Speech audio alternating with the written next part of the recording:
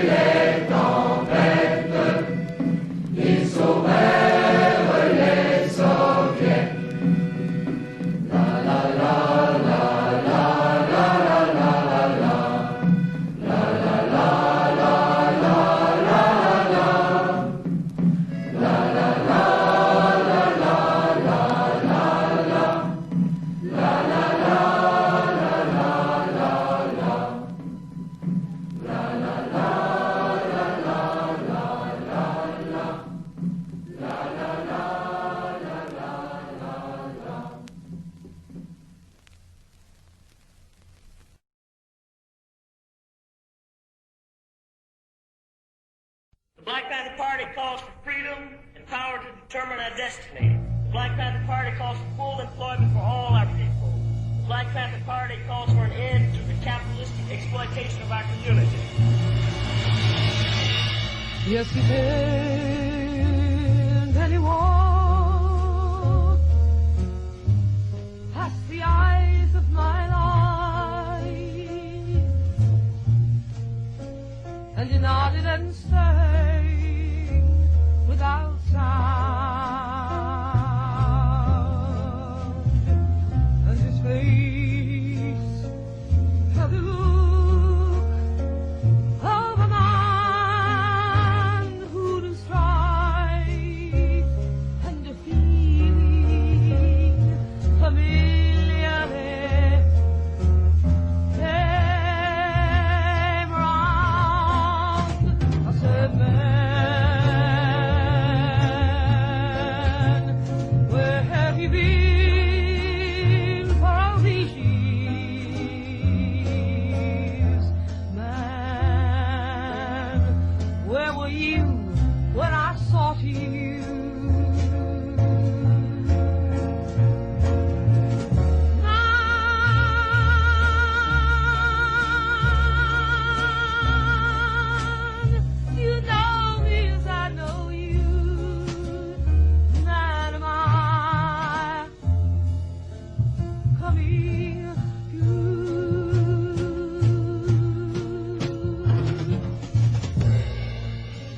and he spoke in a voice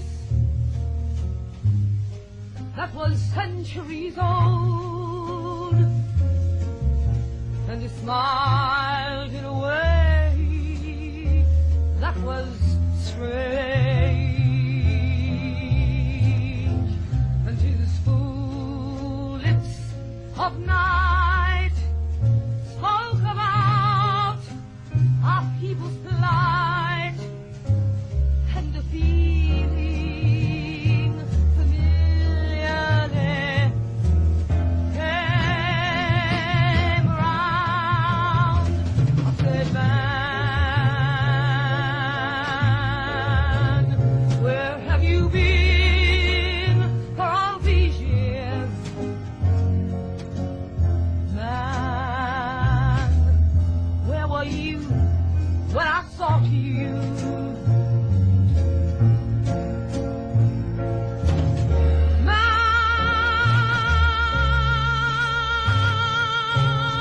Man, you know me as I know you.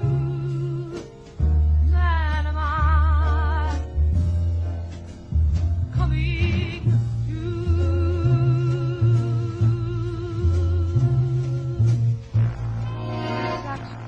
And we talked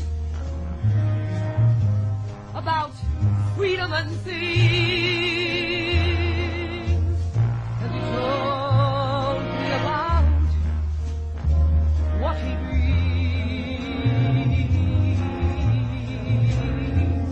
And I knew of that dream long before he had spoke, and a feeling familiarly came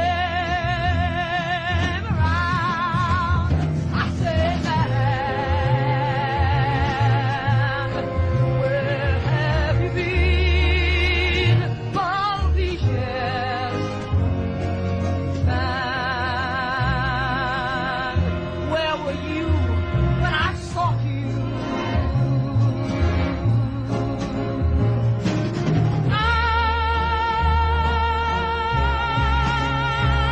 You know me as I know you.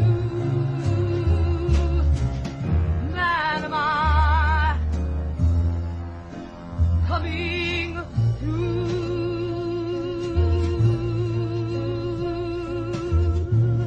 Man, am I coming through? We always say the Black Panther Party that they can do anything they want to us. We might not be back. I might be in jail. I might be anywhere. But when I leave, you remember I said with the last words on my lips, that I am a revolutionary. And you're going to have to keep on saying that. You're going to have to say that I am a proletariat. I am the people. I'm not the pig. You've got to make a distinction. And the people are going to have to attack the pig. The people are going to have to stand up against the pig. That's what the Panthers are doing. That's what the Panthers are doing all over the world.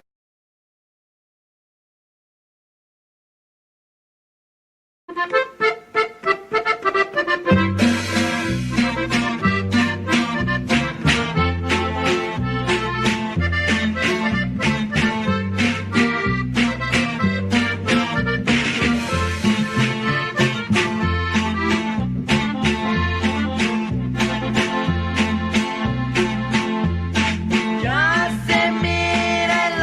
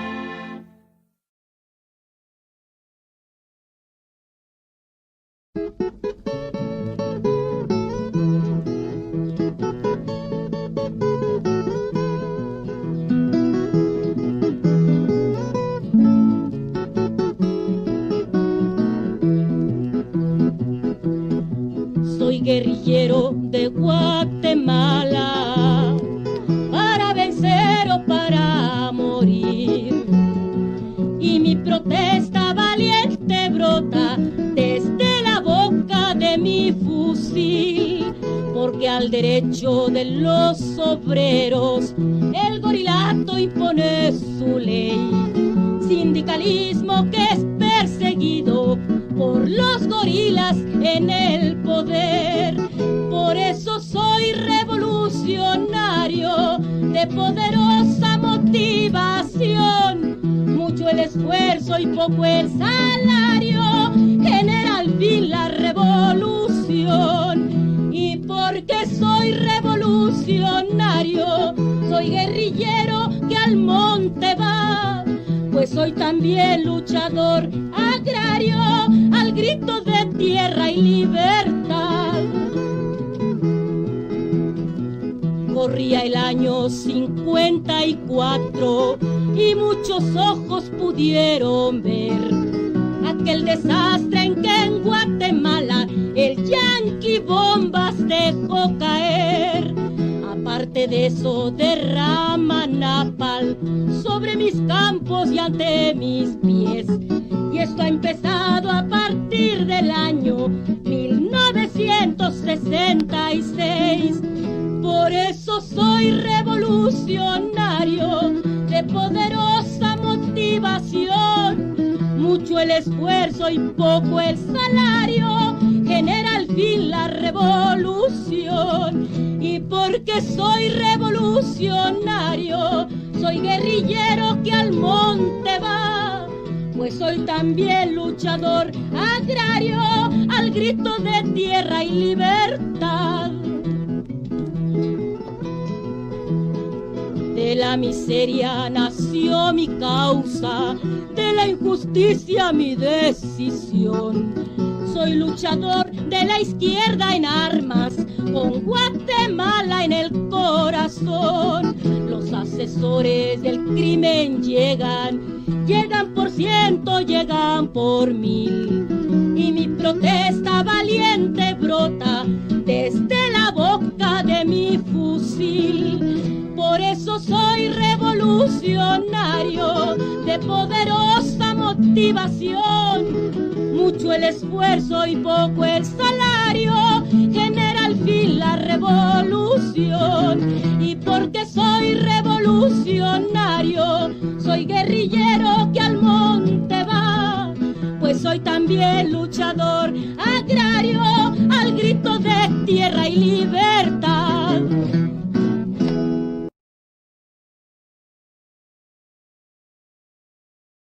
Revolución o muerte venceremos, el FMLN, vanguardia de un pueblo que lucha, será el que nos guiará a la victoria final, hermanos unidos para combatir. Avancemos a la revolución, construyamos un futuro de progreso y dignidad. Revolución o muerte venceremos, para mundo Martín nos inspiró y hoy resurge victorioso en nuestra frente. La bandera roja y blanca nos protegerá y una estrella el sendero nos señalará. Paramundo Martín viene rompiendo caminos libertarios por donde transitará la paz y la justicia de nuestro pueblo. Hermanos unidos para combatir, avancemos a la revolución, construyamos un futuro de progreso y dignidad. Revolución o muerte venceremos, revolución o muerte venceremos.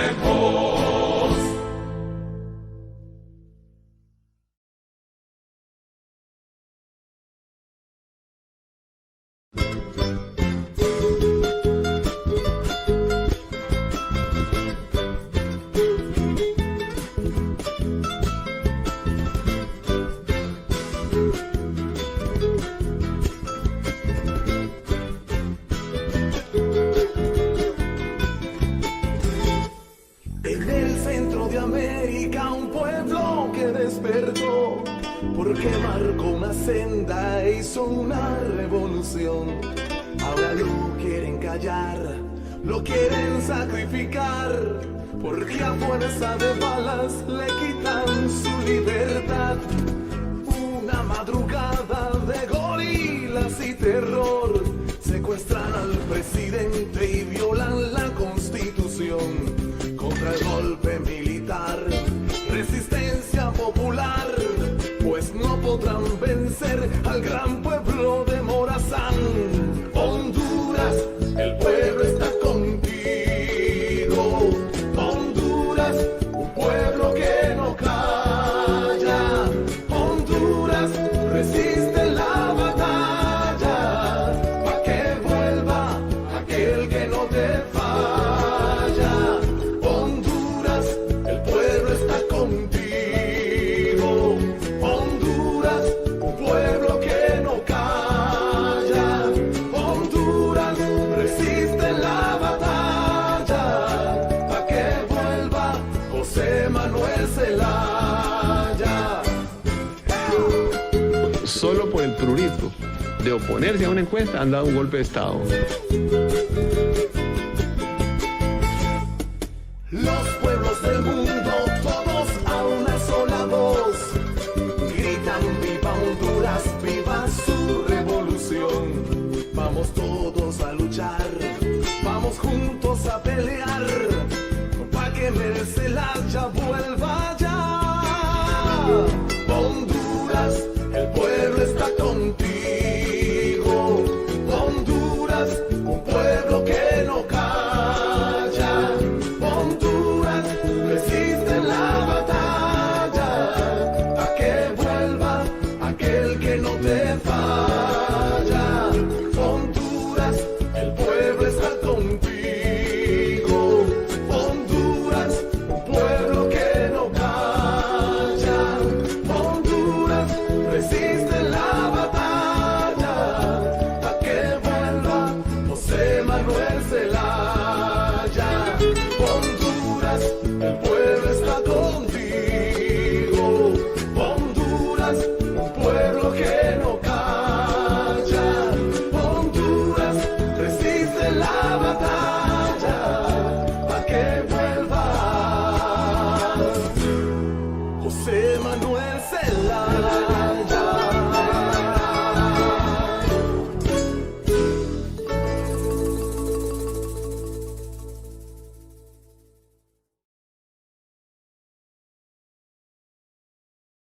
¡Patria libre! ¡Patria libre! ¡Patria o muerte! ¡Venceremos! Adelante, marchemos compañeros, avancemos a la revolución. Nuestro pueblo es el dueño de su historia, arquitecto de su liberación, combatientes del frente sandinista. Adelante, que es nuestro el porvenir. Roja y negra bandera nos cobija, patria libre, vencer o morir. Los hijos de Sandino ni se venden ni se rinden. Luchamos contra el yaque, enemigo de la humanidad. Adelante, marchemos compañeros, avancemos a la revolución. Nuestro pueblo es el dueño de su historia, arquitecto de su liberación, combatientes del frente sandinista. Adelante, que es nuestro el porvenir. Roja y negra bandera nos cobija, patria libre, vencer o morir. Hoy el amanecer dejó de ser una tentación. Mañana algún día surgirá un nuevo sol y habrá imaginar toda la tierra que nos dejaron los mártires y héroes con caudalosos ríos de leche y miel. Adelante, marchemos compañeros, avancemos a la revolución. Nuestro pueblo es el pueblo. No.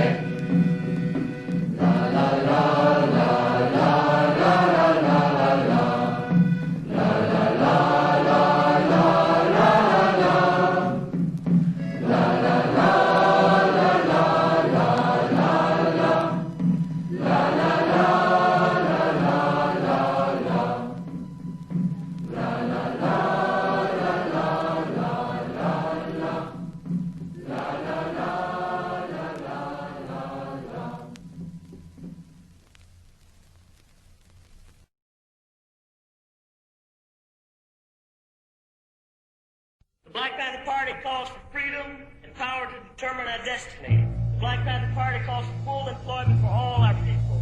The Black Panther Party calls for an end to the capitalistic exploitation of our community. Yes, he did, and he walked past the eyes of my life, and he nodded and sang without sound, and his face had the look of a man who'd strike, and a feeling familiarly came round. I said, man, where have you been for all these years? Man, where were you when I sought you?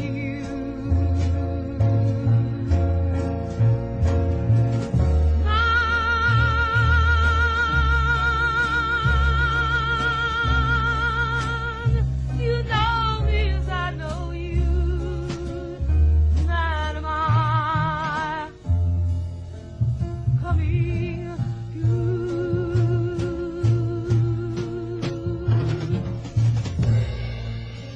and he spoke in a voice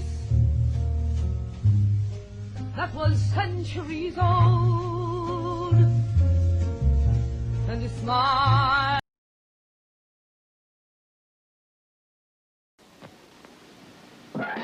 It's the new Boba Fett Star Wars large-size action figure from Kenner. Darth Vader sold separately. Capture them alive! I'm the best bounty hunter in the whole galaxy. That's why you got the job. Boba Fett has a see-through helmet with play rangefinder to locate your objective. You can move his legs, knees, arms, even wrists and elbows. His backpack unit is removable. You have your mission. Good luck. I don't need luck. I'm the best. New Boba Fett Star Wars large-size action figure from Kenner. Darth Vader sold separately. It's the Darth Vader collector's case from Kenner's Star Wars The Empire Strikes Back collection. You can display it or open it up into an action figure storage unit. It holds up to 31 action figures like Bosk, Lando Calrissian, and IG-88. Action figures each sold separately. There's even a handy chamber for accessories. And it's got a hidden handle, so you can take it with you. Darth Vader collector's case from Star Wars The Empire Strikes Back collection. Action figures each sold separately. New from Kenner.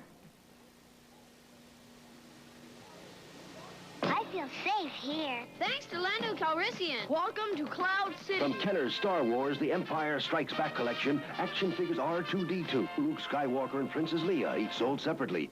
And here's action figures Boba Fett, Darth Vader, and IG-88. They can't escape us. I'll get the bounty. No, boss, I will. You've got your mission, man. Now, move out. IG-88, Bosk, Lando Calrissian, and other action figures each sold separately. From Star Wars The Empire Strikes Back collection from Kenner.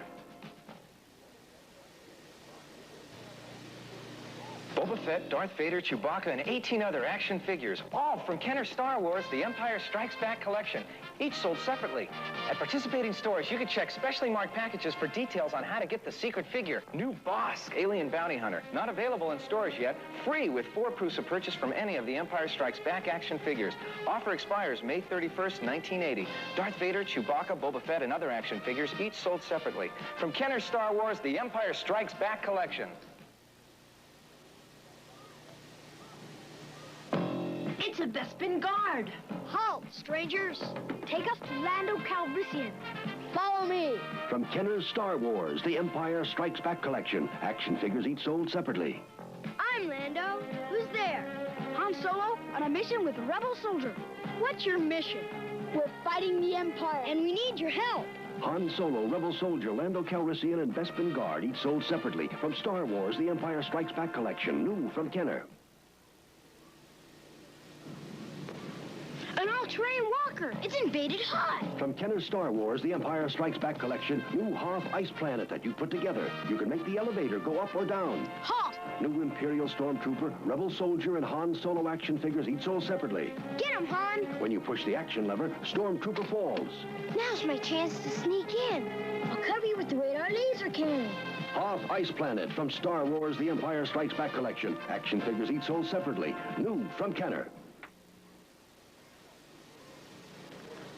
We gotta knock out the command post. Come on! From Kenner's Star Wars The Empire Strikes Back collection, Imperial attack base that you put together. Stormtroopers behind that gun! Chewbacca and Han Solo and Imperial Stormtrooper action figures each sold separately. You can press the ice levers to pretend the mine explodes. You okay? Yeah! And make the bridge fall. That was close. Command post in sight.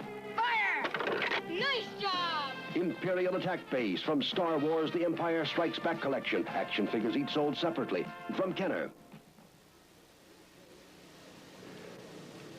Activate meditation chamber. From Kenner's Star Wars The Empire Strikes Back collection, Darth Vader's Star Destroyer that you put together. Batteries not included. Darth Vader's stronger now. He's got moves. Luke Skywalker. Action figures each sold separately. You can slide the viewing screen, turn Darth on the command bridge, and make Luke escape through the hidden hatch. Test the laser cannon. We gotta find Luke. Come on. Darth Vader's Star Destroyer from Star Wars The Empire Strikes Back collection. Action figures each sold separately. From Kenner. TIE fighter attack. Sound battle alert. It's Millennium Falcon. You have to put it together. And an Imperial TIE fighter. Batteries for each not included. Fire laser. Secure the ship. Let's get out of here. Ships and Han Solo action figure all sold separately. He's on my tail. Hang on. Uh-oh. He hit an asteroid. Got it. Yeah. Imperial TIE Fighter, Millennium Falcon, and action figure all sold separately from Kenner's Star Wars, The Empire Strikes Back collection.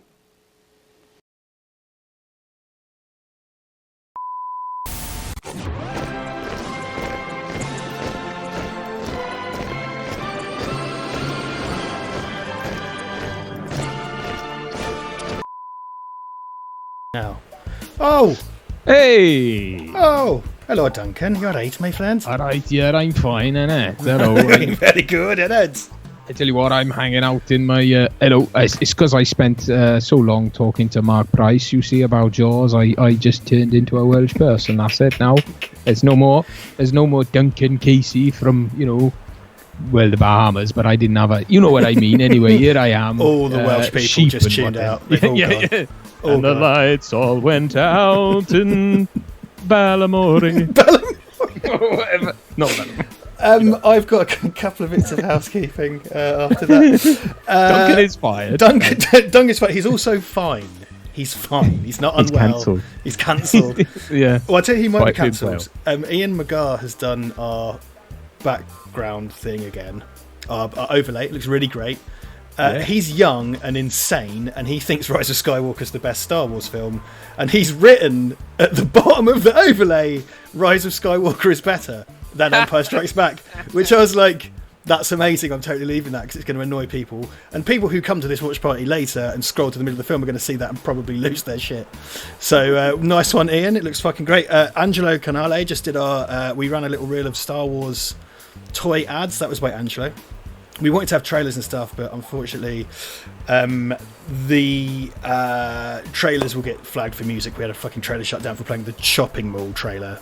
Killed our live stream once, as you remember, which obviously is a massive going concern that, Just do me a favour if you would. Richard is currently talking to me on WhatsApp, everyone, because we have Skype issues. Would you mind just muting your microphone? Because I think I'm getting... Oh, shit. Just hit mute on that, and then I'll just be able to see. I thought I had. Yeah. Well, I can it's muted, man. I got the wee. Why can I hear you? I can hear you popping out or something. Look. Talk. Hello. Is it coming? Wait, is it you on Skype as well on your phone? What the devil? I don't know. I don't know. I don't know. Oh, never mind. Sorry, I think we're okay. Headache-inducing stream for Duncan. It's all good. It's all good. Hello, everyone. 87 people in the room for a Star War. We're having a Star War. I do. Yes. I do love a Star. I don't really anymore, but I do love a Star War. It's my favourite. I don't know what I'm doing. They're doing these fucking voices still. Oh, I need to turn my background lights on. I didn't buy these Primark fairy lights for nothing. Like a bloody mad lad. I think your phone's fallen over under your ceiling or bed or something. Never mind. Anyway, we're fraught with technical difficulties. This week has been about technical difficulties, as those of you who watched the Jaws video will know. It just abruptly ends because bloody Skype didn't just corrupted the video, because you can record video on Skype and then download it, and I'd done that, but anyway, sorry about that. It's a touch hit and miss, the old recording of Skype. Yeah, it's been trying times for most people doing the old live style stream. Though apparently everything's fine, and we could all just go back to licking each other's faces again or whatever. And I intend to. And I intend to immediately. I've got just some things to point out to the 87 in the room. You can watch Disney. Daniel Hawkins just gave a £2 super chat. Thank you very much, Daniel Hawkins. That's very Thank you. generous. I'll get on the PayPal while you're talking. Sorry. Cool, grand. Disney Plus does a free trial, so you can if you sign, but that does take your credit card details. So just be wary of getting charged afterwards. So you can do the free trial of that. Also, I was told that it's on Now TV as well, and there's a free trial for Now TV. I'm kind of expecting most of you own this. This is the one that's on Disney Plus, so it'll be the most recently approved version. I don't know the last time they fucking revised Star Wars. Though Empire Strikes Back was always the kind of least molested Star Wars, wasn't it? I seem to find the lesser, it was less egregious. It's things like the Abominable Snowman-y thing, and there's extra stuff in Cloud City, but I think they put all the windows they've turned them all into sort of glass, and they made that that's more what open. we cared about when we watched it. Yeah, I mean that stuff's quite nicely done, I must say, but yeah, it's less egregious, I think, because it's not like, here's a 3-minute musical number, or maybe there should be some kind of wacky talking fucking frogs or whatever. I don't know. Sky TV, Sky Go, Ian McGart, Ian and Iam, if that's how you want to say I am Snorlax, saying Sky TV, so Sky Go. So, but is this the version with Lando's Tash removed? I wish that were a thing. the no Tash cut. Very quickly, we've had money in, which is very, very kind of everyone. Paul McCulloch sent us £20. Thank you so much, Paul. Thank you, Paul. No message. James Harris, the ineffable, lovely James Harris, sent us £22. Very kind, and has questions. So I will read those out now. You go first, obviously. Richard, when achieving coitus, does pausing to release a guff show a man's insensitivity or a display of gentlemanly consideration? Can I just check? Okay, achieving coitus, like you've unlocked coitus. That implies rather than yes, I suppose it does. Because you achieve orgasm, but achieving coitus sounds like you get you get a trophy from a place that cuts keys. You know what I mean? Achieving coitus. Is it gentlemanly to fart or no? Is that the essence of the question? Just pausing to release a guff. Show a pausing to. So I'm assuming it's the not carrying on, but taking a moment. Taking a moment, extracting oneself. Yeah. Walking out the room and just cocking a leg. Yeah, sure, why not? I imagine that's what the Victorians did. I would expect. Yes, that's kind of Queen Victoria approved guffing. Yeah, I'm going to say yes. It's gentlemanly. Excellent. He said, Duncan, as a teenager, who were your celebrity crushes? Mine was that Nicole from the Nicole Papa Renault Clio adverts. Nice. And then it turned out that her boyfriend was Bob Mortimer. Do you remember? Oh, really? Yeah, the very conclusion to that, it was Bob Mortimer and Vic Reeves was the best man. It was genius. Right. Yeah. Nice. I don't know. I used to have a thing for Alicia Silverstone. Very good. When I was younger, yeah. Very good. That's a good one. That's a good one to have. I thought so. I thought so. Yeah. That's totally derailed any train of thought. Yeah, look, so, you and Callister has pointed out at last you had to do a video on one of the good Star Wars movies. Yeah, I'm not going to argue with that. I think because what was it? Me and Toby, like a very, very old video, did a general overview of Star Wars, I think. And then you and I did the Last Jedi objective review, which angered many people. Yes. Which was kind of brilliant. And perplexed others. And I think the perplexment was the default sort of mode with that. And then I did Liam Taylor's idea was to do the Star Wars sequels, so we did that recently, but we've never talked about mainline Star Wars. Particularly. Yeah. Just very quickly, Michael Boyle has sent us £10. Thank you, Michael. He says a colleague had a baby, and all I could think was Duncan's Arnie impression. And then I put a baby in there. There you go. Excellent. I do that run through my head a lot. Then I put a baby in there. Believe me, right now it runs through my head an awful lot as well. And soon to be running through your wife's birth canal. Yeah. That's just biological fact. I'm sure all the midwives in our local hospital are going to love my impression. Oh, absolutely. Are you allowed? I mean, will you be allowed in there by then? Do you think? I'm allowed in at 4 centimeters. What? Oh, right. I imagined a window that you're allowed to go through if you can fit through this. No, talk about dilation. But I mean, apparently that you don't really leave the house till you're there anyway. So, unless there's other complications, so that's that. But yeah, then as soon as she's born, I have 2 hours and then I have to leave. That's current rules, though. We're hoping that come August. Okay. It won't be the case, but we'll see. Well, let's see. Yeah, well, there's time to go. Tis only June. No. I'm cycling London to Brighton on Sunday, except I'm not because it was cancelled. And then I was going to do a comical list of all the things that we've missed or we're going to miss, but I just realised that's too depressing. It's just too sad to do that. I don't really want to do that. So there you go.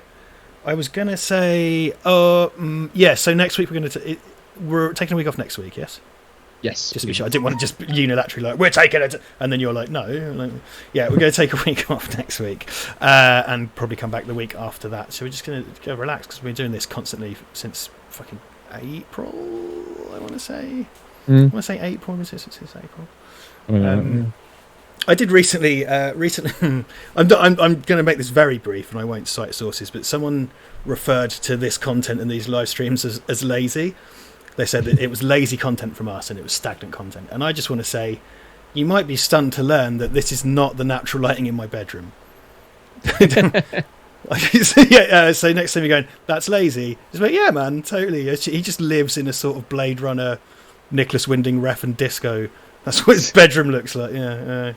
I suppose I am being maybe. Well, you don't have the gear for it though, do you? That's different. No, I don't. That's different. We both look like this. It's just I've got to justify the camera I bought on finance before the fucking world went to shit.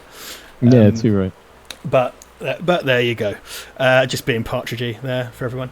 100. I have bounced back. Replicate the cover stance. That's the thing people hate. People get annoyed by the partridge impressions, and I say, fuck off. They're never going away. They're never going away. And there was that fucking. We did the Alan Partridge video we did got for us loads of hits, and I feel like maybe some Partridge social media account or website picked it up or something. I don't know. Yeah, maybe. I don't know. It's kind of nice. Like, I think that's nice. I'm cool with that. Also, I've created. I don't really want to say this. I've created a segment for a competing live stream.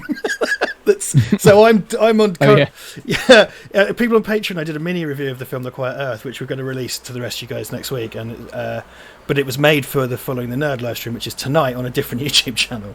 So that's going to be there at some point. I just thought that was quite funny. Indeed. So what have you been up to since last we met? My mum and dad are moving tomorrow after 36 years, and wow. Yeah, it's finally come round, and it all has to be done socially distanced and shit, which is tricky. And they needed some kind of emergency help today, so I went over to help, but I had to wear mask and gloves and sort of not go near them. And so that's all going off, and they're going to move sort of north.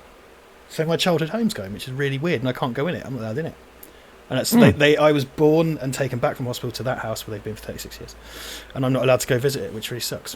But I can see my mum and dad from the drive and go hello. So I did that today, and then I've got a barbecue out of it. Yeah, the cooking implement, not the meal. And then Saturday I'm going to go up to their new house and cut their grass for them because they're old and I don't want them going out in the garden and doing that because it looks like fucking Borneo because no one's touched it, so it's like waist high grass. Wow. But Ross Sanders just says wanking. I'm not going to deny it, but you know. Is that what you've been up? Father Ted wanking, he said. Oh. Is that what he's been up to? Very good. Yeah. What about you? Tell us. Just working and prepping and doing the usual, really. I'm trying to think. There was a movie. That we watched. And that I can't for the life. Oh, Ready Player One. That's what I was going to say. I watched Ready Player One. That was actually a few weeks ago. Oh, and that was the first time you've seen it? Yeah. What were your thoughts? Because I'm current like that. I liked it. I thought it was fun. It was all right. Our friends at the Computer Museum provided many props for that. A couple of lorries load of props, apparently. Wow. Came from the Cambridge Computer Museum, including when they spit all the Atari cartridges on the desk. Remember that? That's all from local Computer Museum. Yeah, it's all right. I mean, what I've read of the book was just so overpoweringly obnoxious. But the film was fine. It was fine. It was inoffensive. Yeah. It was, I get a bit fed up with this nostalgia wanking. I expected a lot more of that, and actually it wasn't as in my face as I thought it might have been. So I thought that was right. That was good. That was all right. It was all right. That's all right. Yeah. Floyd has said, I have my daughter coming to my house next week for a month, so I get the feeling I'm shielding for another month, which means I have to cancel my Patreon and tighten my belt. Fair enough, man. Please don't give money to this fucking pair of twats when you've got a kid to look after. Please, thank you for your support up to this point. Don't never feel that you have to give any more. Those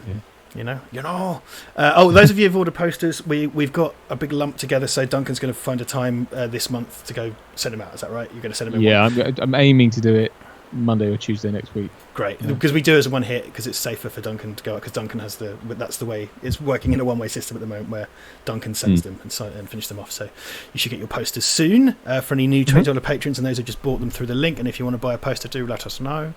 But we are up to date on that, so that's nice. I was thinking I might take one for myself. What about you? I quite like it. I really like Morgan's artwork. I know it feels a bit egotistical, but it's a really lovely piece of artwork. Yeah, I was thinking I might put it up.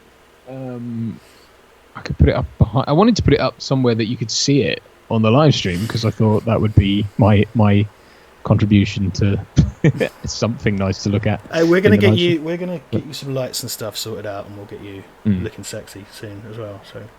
Yeah. Just in time for the lockdown to end and. No one watches live streams anymore. Yeah. Well, I don't know. I was kind of thinking to myself, when are we gonna? It'd be nice to get back in the room together, but you're going to have a baby, so there's serious concern in regards to immune systems and the such. I'm personally, I'm taking it. I'm not relaxing like a lot of people are, man. I'm treating it as a going concern. I'm not going to the shops and shit. I'm going to like the supermarket once a week, and even now, because I've just seen the twattery out on the streets, the way people just kind of gone like, oh, it's over, and I just sort of think, no, it's not. Stop that. Because I've just seen some fucking idiocy, and I'm like, this is how you get a second wave. I'm sorry, but yeah, I mean, we're sort of maintaining everything. I mean, for the time being, there's no need for us to go running off trying to congregate anywhere and stuff. So, I do all the kind of going out and shopping and stuff for our household, and that's probably how it'll stay for a while. So, yeah, I mean, supposedly pregnant women in the third trimester might be at risk, but it's too early. It's way too early in the disease's life cycle to say. So I mean, that's why everyone's erring on the side of caution. But yeah, obviously, we'll do what we can. Hopefully, we'll get the all clear before too long, and we'll be back to business as usual. Yeah, fair dues. You never know. Let's hope so. Yeah, it's just fucking. Oh, it's miserable, man. I'm a going out person, as you know, and that's all. And summer's the best time to do that, and there isn't any. Like, all the cool stuff's been cancelled, and it's just like every day's the same, more or less. I'm keeping busy. Like, I thought the mini review that she released, I'm really proud of, and I've written a couple more of that. Or I'm writing a couple more of those because they were kind of quite fun to do. So I might do some more of those. So creatively, I'm feeling quite good about stuff. Good. Also, boys and girls, Ivan and I are rather obsessed by a game called Project Zomboid, which is this intensely detail-focused, let's say, kind of zombie pandemic situation game, where it's like, if you eat a tin of beans, you then have to dispose of the empty bean can. And we've been making a lovely sort of couple's house together on Project Zomboid, which has taken up many hours, and we're probably going to stream that this weekend. So if you want to see Ivan and I's simulated domestic life, which has taken on... why wouldn't you? Indeed. It's kind of like The Sims with zombies is the best way I can think of putting it. And our simulated version has taken on quite a similar kind of flavour to our real life domestic situation. So I had a good tidy up of my virtual house the other day. Very good. That's fun. That sounds like fun, doesn't it, Duncan? Ooh, chores. Virtual chores. Virtual chores while sitting in the actual filthy house, cleaning up the fake one. My dad asked when we were going to do car stickers. I think it's up to Redbubble, isn't it? I mean, that's... I'm not sure if they're on the Redbubble store. I could see if I could add them. I don't recall seeing them. So I might be able to... Hold on. You can get... This is kind of the... I'm moving it there. I've got the kind of VVB vinyl sticker on my laptop, but I'm not sure how well... It seems quite robust, but I'm not sure how long it would survive on a car. A car. I mean, they do fucking like dresses and bedspreads, but they don't do bumper stickers. I mean, what the fuck? Yeah, you can literally get your whole bed decked out, and please don't, but you can. You will be instantly dumped or divorced. My wife actually had a dream that I had. It wasn't Valverde stuff, but I think it was brought on by the because I told her that we had those in the Valverde store. She had a dream that I had gone into our bedroom and plastered the wallpaper with Superman logos and bought like Superman bedspreads and everything was Superman. And it was one of those dreams. She woke up and was incensed enough to be annoyed. She was annoyed at me, and I was like, I didn't do it. I didn't actually look. We're in the. I love the partner being annoyed at a thing you did in their dream. It's just the most like you haven't got a fucking chance in hell, have you? No. Like, what are you supposed to do with that? It's like, well, I'm annoyed at you for something that I made up, or in fact, my unconscious mind made up for me. It's like, man. Like some weird, deep-rooted, like, anxiety there or something. James Harris says, Duncan, would you consider a prequel to Fistful of Lead? I'm assuming, since the characters seem like they would have good backstories. Well, yeah, I mean, it would be up to Mark to write it and put it together. But yeah, I mean, I'm looking forward to getting out of all this stuff and hopefully working with Mark and Brad again, which reminds me I must give Brad a call this weekend, see how he's getting on. But yeah, I mean, dude, I'd be chomping at the bit to work with them, work with anyone. In fact, I must should I say this on the live stream? Yeah, Matthew, I'll just say Matthew. Matthew, you contacted me the other day. If you're listening, I don't know why you would be, but and I will get back to you. Sorry, I just remembered someone contacted me, and I need to get back to them. But yes, this year has been a complete write-off as far as acting is concerned, and it's sort of frustrating. And it's starting to see a lot of actors and stuff use their social media to try and big themselves up and say how much they're doing from home and how much they're working, and it always seems to come with a kind of insinuation that if you're not doing these things, you're somehow a shit actor or you're not committed enough or whatever. And it sort of it does frustrate somewhat because it's kind of like them standing on it, trying to sort of stand out above everyone else. That seems to be what the impetus behind it is. But I think, yeah, it's a frustrating time for everyone. You just have to kind of... Well, it's like those LinkedIn twats, man. It's kind of like, I get up at 5 a.m. and eat a porridge out of dust before doing 57 hours of yoga, and then having a juice cleanse. Then I think about spreadsheets and have a wank. It's just like, oh, fuck off. Those LinkedIn is... What's it? There's a Twitter account called, I think it's just called like The Worst of LinkedIn or something like that, which is great. It's full of essentially shaming people like that, which I'm 100% behind on every level. Just checking the old phone now. You should have a better view of me now, Duncan. I've adjusted myself. Oh, thank you. Yes, I have. Sam Montgomery sent us £5 and Super Chat says, hi guys, since we're going to Star Wars Town tonight, or basically a mental institution, if you would change one thing about the prequels, what would it be? Their release? Yeah, it's hard, isn't it? Because I think the choice of just one thing is too much. I suppose if you want to go in a kind of macro approach, maybe shift the focus, or the time. I would shift the time scale. It should start around the time of Episode 2 starting. Who gives a shit about Anakin as a little boy? I mean, what does it add? I don't. Yeah, I would sort of go a film further in, so I would do like Episode 2 would be Episode 1, Episode 3 would be Episode 2, and then have a third one that actually has Darth Vader and stuff in it, because it seems like everything they've made since Return of the Jedi is like, is Darth Vader? No. We're not going to say. And it's just like, it's the no tights, no flights thing, isn't it? All over again from Smallville. Well, I liked Rogue One, and I still do. And I loved it. Yeah. I just thought, I remember watching that and going like, if this came out when I was 16 in 1999 and it was just one movie instead of three, I would have fucking loved it, because it's a little side story that fills in a thing. I don't know if it's inversely proportional to my level of caring about Star Wars. Maybe if I still cared about Star Wars, I'd hate it. Who's to say? I don't know. I'm in the same camp really as you, man. I kind of like, I don't really give enough of a shit to get riled up about it. It's like, if you love the prequels, good for you. Like, they're going to be there forever. Enjoy them. That's fine. I don't care. Hey, it gave Hugh Quarshie a job, who I'm a big fan. Yeah, he's a cool motherfucker. He's a cool fucker. Steve Allen says the one thing I changed to the director, which I think, because he did try to shop that to the directors and couldn't get any of them to take it, because I think they saw his script and didn't like it. Because Lucas should not have directed those, really. I think Deidre Coleman said that as well. Yeah, I'd change Lucas being at the helm. There you go. It's fair. Yeah, I mean, it's tough that I do kind of think there's just not really a story there, is there, particularly, or at least not one worth knowing about.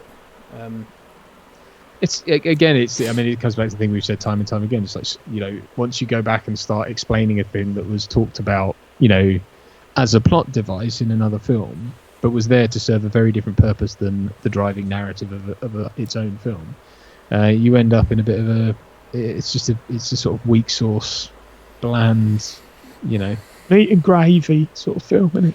Gravy. It's gravy. Well, there's a real lack of there's a real lack of kind of inventive filmmaking in those. Because the problem I think talking about Star Wars is that Red Letter Media did it so astutely and so early on in this kind of wave of internet film criticism that there's not a lot more to say. So I feel I have to caveat that all the time. But the setups in those films are really unimaginative. It's kind of like there goes me microphone. 2 shot, 1 shot, 2 shot, 1 shot, wide shot, 2 shot, 1 shot, finish. It's all these because it's so intensely conversational, and I think as they pointed out, like people walk down a corridor, come to a stop, and then talk for 5 minutes, then cuts away. And it's just like, oh god, like this is so because it's just a chore to watch purely on, it's a film if you watched it with no sound. Certain films are so visually arresting that if you watch them with no sound, or something like Wall-E, which has barely any dialogue in the first act, or I just talked about the Quiet Earth that has not a lot of dialogue in the first act. Like it's really visually arresting, so it doesn't matter as much. And I know that's intentional in those two films, but you could watch certain films with no sound because they're so arresting, and they Show don't tell. Yeah, well, exactly. And there's no visual storytelling in the prequels. It's kind of like the thing is broken and the man is bad. We must go to the place. Okay, bye. Just over and over and over and over. Arguably, that they haven't really changed that with the new ones either, because it's much the same of like, we must get the thing to put in the thing so we can get the thing. Okay, to the thing then. It's like, oh, the Force. It's like, because what is there left to say? Like you said this before. It's like the first trilogy wrapped things up. Arguably, Rogue One managed to do a great job of telling a story, because it wasn't. That story was. I mean, one could make the argument that it was unnecessary to tell, I suppose. But the good thing about it was it didn't really involve anyone you knew, even though it had an ending. I mean, it's an example of a film that, we talked about this with Predator 2 and stuff. It's like, when there's that level of dramatic irony in a production, it can often feel incredibly unsatisfying as an audience member to watch it because you're just waiting for people to freaking figure out what you already know. That's really boring. But for some reason, that film manages to... Because it's not about that. I mean, it's this backdrop, but it's about the characters, and it has character at its heart. So it's a sort of mother-father redemption story, I guess. I saw one of those, here's how I'd fix Star Wars videos on YouTube, and one of their things was like they should have actually had there be a love triangle between Obi-Wan, Anakin, and Padme, because then there's more reason for them to hate each other, and also. I'm not so saying you should do this, I just think it's a nice idea. There's more reason for them to actually hate each other. It kind of lets you see that Obi-Wan was sort of deceptive, because it's the Obi-Wan getting things wrong and not telling the truth is just something that exists to cover up plot holes and anything they actually did. And it creates natural tension there and like a reason to hate each other and, reason to go into exile and he should kind of self-loathe a bit and stuff. And I kind of thought, it's a bit interesting because you're constantly told what great friends they are and what a betrayal it is, but you don't actually see any of it. That's true. That is true. Yeah, maybe, but then the thing you've got to get around is, aren't they supposed to be sort of celibate monks? Well, that's another thing. Like Obi-Wan doesn't come out clean, like because Anakin breaks the rules by having a lover, but then if Obi-Wan did as well, it's kind of like, well, who are you to tell me to do this and that? Yeah, I don't know. It's true. I think a bit much. I would rather. That's not a job I'd want. That is the most poisoned of poison chalices. Rewrite Star Wars. No thanks. I'm all right. I'm good. Thanks. I'm all right. I'm all right. Very true. Very true. Would the prequel have started better if it Would the prequel have been better if it started with an adult Anakin bollock naked on a bed, much like Quiet Earth, and 28 days later? Yeah. Willies. Hashtag Willies. Hashtag Willies. Hashtag Willies. Okay, 2 minutes till kickoff. So everybody have your copy of Empire ready. Oh, Sean Danaher just gave $4.99. Thank you very much, Sean. Is this the one with the magic dagger or the one with the trade routes? This is the one with the ring. They take the ring to the volcano made out of an eye with Benedict Bandersnatch's voice or something. I don't know. I haven't watched him. Well, as I said to the great Bill Bossett on Facebook earlier, what did I say? I was like, this is the one where Mork finds out what the Force is for, and Doctor Strange turns up in his TARDIS or whatever. Or whatever. It's definitely it all lies in the or whatever, doesn't it? Yeah, definitely. Oh god, my phone's bloody kicking off. So yeah, get your copy of The Empire Strikes Back and be ready to press play, etc., etc. Chris Tarrant for £1 million.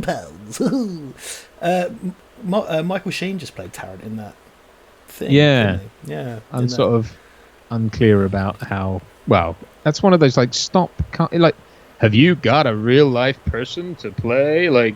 Get Michael Sheen. It's like, I know where you're coming ever from. does. I know, but he is really good. He's good. No, he's fantastic. really no, he's good. fantastic. It's not, but it is a bit like, why is that his thing? It's like that's his thing. Andy Serkis is mocap. Yeah, But and his is played the real life guy because he did Kenneth Williams and Brian Clough and Tony Blair, now Chris Tarrant, and there are more. I'm pretty certain in there. I mean, he's a really good mimic. I think. I mean, I'm a fan. I do like the Sheen. Right, we're at 8:30. So should we kick this off? Have you got your copy of Star Wars Empire Strikes Back brackets episode 5 ready to play now? I have. Set your time code to 0. Press play now. Don't do Okay, it. I'm going to count down from 10, everybody, and then I'm going to say go, and that's your cue. So 10, 9, 8, 7, 6, 5, 4, 3, 2, 1. I have to turn this music down because I don't want to get a copyright strike. There we go. And we're off! We're off for the best Star 20th Wars. Century Fox Bar. Yeah. We're off for the best Star Wars. The more better one. The more better Star Wars. I mean, this is like my favourites are this one and Return of the Jedi. And Return of the Jedi gets quite a lot of hate, but it was the one I liked. I love Return of the Jedi. Yeah, I've never understood that. I mean, I guess as an adult now when I watch it, it doesn't clip along as well. Like it's not as, and I have to say, like, I don't think Empire is fantastic. It also suffers from slight pacing issues, not to the same degree, but I mean, I do think there are lulls in kind of what's going on, but it's the most definitely clippy. Oh, someone asked me to read the opening credits. Oh yes. Who should I read it as? Quickly. Quickly. Ken Bruce. Okay, it is a dark time for the rebellion. Although the Death Star I can't keep it going. Been destroyed. Imperial troops have driven the rebel forces. Alan Ford. Okay. From their hidden base, pursue them across the galaxy. Evading the dreaded Imperial Starfleets are a group of freedom-fighting cunts led by Luke Skywalker. Has established a new secret base on the remote ice world of Off. The evil Lord Darth Vader, he's a cunt and all, obsessed with finding young Skywalker, has dispatched thousands of remote probes into the reaches of space. You cunts. I fucking want that. There you go. Want that. Oh, of course, because someone did Bricktop Vader, didn't they? So it's even better. Oh, yes, of course. I forgot the best about one, that. though, was when they took all the old James Earl Jones, blaxploitation stuff and stuck it over him. That's Mate, I love that. Sounds like Darth Vader saying. I'm going to take your mama on a date. She's going to have a good time, you dig? It's all the little added when he's talking to that guy, like, don't papa me, boy. I'll papa you good. Yeah, and because it's him, that's why it's good. It's so good. He must have been hanging with Willie the pimp. What? There's a Scottish Star Wars as well, which I'm a big fan of. Yeah, it's like, you got a bucket on your head, you big cunt, or something. I think this is the thing about it. So this Empire often held up as to many of the best Star Wars film. I know that's probably quite generational and so forth, but this is the one that had the least George Lucas involved until the sequels came out. So he doesn't even get screenplay. I think he just gets story credit, not screenplay credit on this. It was screenplay, I think it was Kasdan, and then it's directed by the late Irvin Kershner. Irvin Kershner. Director of RoboCop 2, another sequel better than the original. Not really. He rides on a whamper. Hey, look at that whamper. That's how he used to talk. I saw an interview with him, and he looks kind of like Frank Oz as well. But he's like, well, he looks like Obi-Wan, doesn't he? He's got that kind of little beard and stuff. So Angelo's in the chat. He says, "Shit facts number 2. The probe was shaped like a penis, but George didn't think people would get it. It's like the penis ships from Man of Steel. Yeah, very very willy ships. Willy. This is probably the most played straight film, isn't it? I think this is played straight, and it is kind of played like a sort of. It's got a kind of David Lean sort of epic feel to it. I think importantly. Yeah. I suppose it. No, I could go with that. I think so. I mean, it's the darkest. It's the more darker one. It's got the sort of darkest moment, but it's it's supposed to be the dark night of the soul kind of. Yeah, and it's a middle chapter, so it leaves you in a kind of difficult place. Like I imagine it would have been. I think this is a thing. I'm certain there were loads of people writing to fanzines in 1980 saying how much they hated Star Wars 2, you know, and it's bullshit that Leia is Luke's sister and all that. You know, people hated this at the time. It's like, I know people hate. It's funny how much hate every new iteration of Star Wars gets, and I'm proud to be part of that. But it's like people hated Return of the Jedi, and it's kind of like there's a thing they often say about Star Trek fans. It's like no one hates Star Trek more than Star Trek fans, and the same thing applies to Star Wars. Really, it's like if you don't like most of the thing, you probably don't like the thing. Yeah, yes, fair point. I suppose it's because they love an aspect of the thing, and then they're frustrated that the whole lot isn't like that. But I mean, this is what's interesting about this is I suppose like obviously in hindsight, this is a great film, and you kind of see it as part of a whole. But it's like when you imagine back in the day, like you'd had Star Wars, right, and then to make a sequel to it, to come to this, and for it to be this kind of movie, you know, I mean, I'm. Because you can imagine it being more Jawas and more like you know, and all that stuff, and it's like that's what the kids like. Sell more toys, and it's like to have the balls to kind of go. I don't know if it was Kirshner or who, but you know, it's like no, we're gonna go full tilt dark. Luke's gonna have his hand cut off. Is that Ray Romano or Kermit the Frog? Oh my God, he's gonna have his hand cut off, Ma! Ray Romano, Star Wars. we're gonna be filming a Whomper.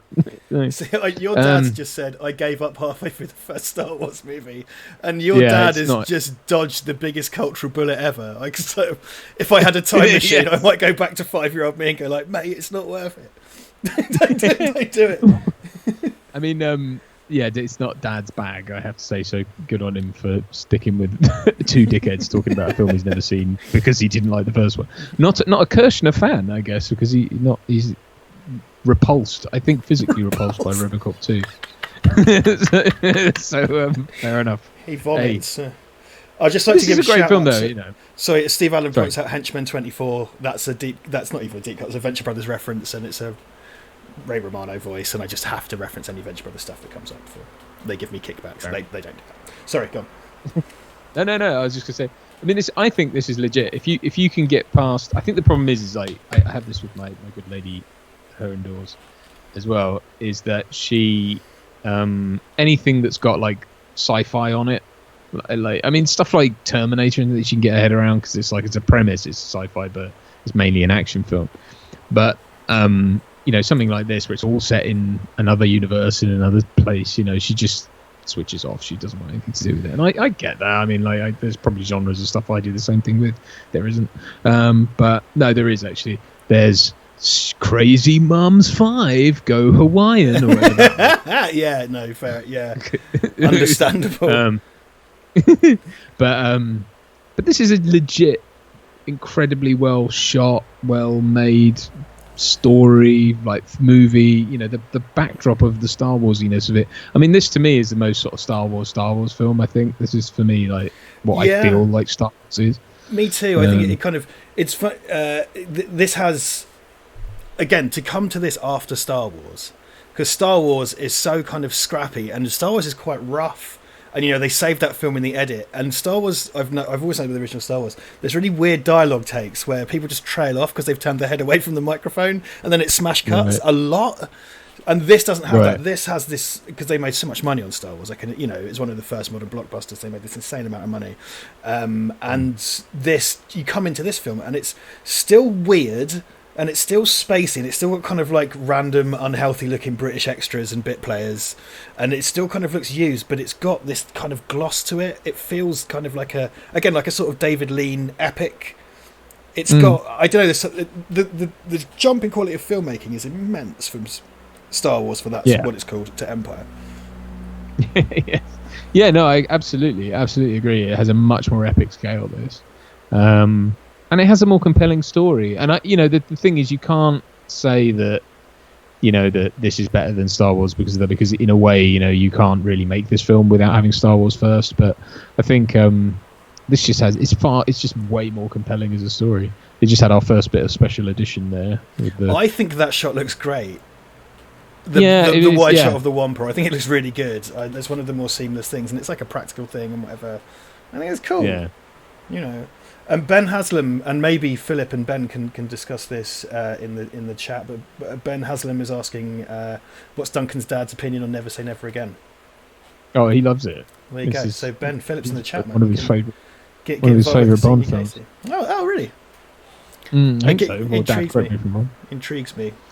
They shot that. Yeah, well, they shot it in the Bahamas right around when I think Dad was there, and he knew people who were involved and stuff. So, yeah. Ewan Callister says Star Wars is technically speaking a fairly poorly made film, but editing was what saved it. I mean, that is undeniably true with the first Star Wars. I think it's a very cleverly edited film, but it's full of kind of ropey little bits that they kind of... Hey, look, it's Star Wars, but it's not technically very competent, and they did save it after the fact, whereas this, from the ground up, is a technically really brilliantly executed film.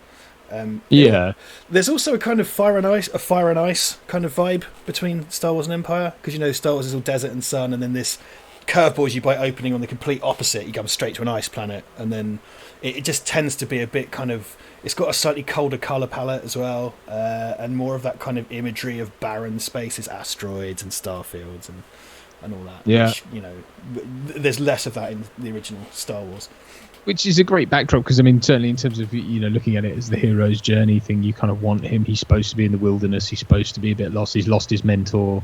He's had this great victory, but it's like, where's he supposed to go now? He's kind of directionless, and he's leading a rebel group. But it's a great backdrop for Luke, and then obviously he ends up in a much smaller place in the swamp with Yoda, and then he comes out again, and he's back to. But he's still, he doesn't. The lesson he learns by the end is don't be impulsive. You know, wait, be patient.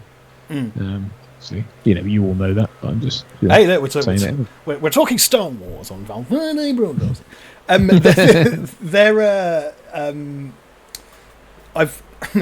I know Alec Guinness didn't want to do these, right? He doesn't like Obi-Wan, and he's dead. He doesn't like anything, but you know what I mean. He didn't like doing this. The bit in this. His role in this and in Jedi, both times he sort of looks like someone's just woken him up. Particularly in Jedi, but he just looks like he was sleeping someone on the robes. They went, "Get up, do your lines," and he just did it. And he's got this really sort of sleepy look. It's that moment when he sort of goes, "So what I said was true from a certain point of view." Yeah. Like he just figured that out. That rhymes. I love. That is the first ever bit of Star Wars. You're just making this up. Because you know, the whole George Lucas's binders is probably just 6 binders with drawings of dicks, for all we know. He's like, oh yeah, it was all planned. Was it really? No, what did you like? It's Star Wars is definitely the kid that the dog ate its homework, or the Wookiee ate its homework. Yeah, I mean, this is just sort of ceaseless trying to like retcon and re-engineer and crowbar things in. It's like, why? Like, I mean, it's. I think because it is preoccupied far too much with its own. I won't say it's smelling its own farts, but it is sort of. You know what I mean? Though it is kind of stuck in this idea that, you know, oh, it's all got to be. It's got this epic story that everything's. It's like, why don't you just try telling a fucking story? Like, and I love how the new trilogy has become the conclusion to the Skywalker trilogy. It's like, did you set out with that in mind? Because I'm not so sure. Well, I just hate I hate the pretense that they've maintained that there was a story that had to be told, and you know they couldn't get it. It's almost as if they couldn't get it made. It's like, fuck off, it's Star Wars, as if like, and there wasn't a story. You're full of shit. Like, and that's become increasingly obvious. Luke, use the Force. Run to Dagobah. Or whatever. Use the Force or something, Luke. Whatever. I don't know. I'm dead. Thanks to you, you little prick. You're imagining this because I'm dead, you little bastard. I might just be a fart in a snowstorm for all you know. Anyway, what's that on your face? Have you had a car crash or something? So supposedly, fucking, because you know, he's a completely different person facially from the first of this one. Yeah. So he was in a car accident, and he says his nose was actually stitched back on. Like, the whole thing of like, because you know the Wampa's like. You know, the idea is like the Wampa attacked him and that altered his face, is what people say. But you see his face before that. Yeah. And you see his face before that as well. Like, if they I'm surprised they didn't special edition 1977 Mark Hamill's face onto Empire Luke. That's true. Just kind of like, oh yeah, the Wampa Yeah. scarred his face. It's like, mate, he just comes out of a completely different face at the start of the movie. There's no, you know, if he took the mask, if the Wampa like scratched the mask off him or something, okay, fine. But Yeah. no. That's a good point. Yeah, I mean, I don't know what he had a pretty horrific car crash, didn't he? Yeah, it was nasty. I'd tell you what though, hey, because the funny thing about him is he looks different, but it just looks like an equally handsome different bloke. It's not like he's you know, it's not like he's completely different or anything. And I thought they smelled bad on the outside. I brought this, my man. So that's how he'd do it now. 200-year-old Harrison Ford.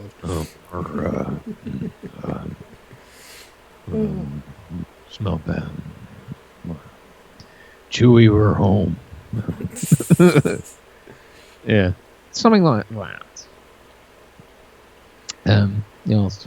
No, I love it, and this is a great opening. I mean, it's nice watching this back because it is one of those films I just never feel compelled to revisit. I don't think I've watched this in properly ever. I don't think I've sat down and watched this in about 20 years.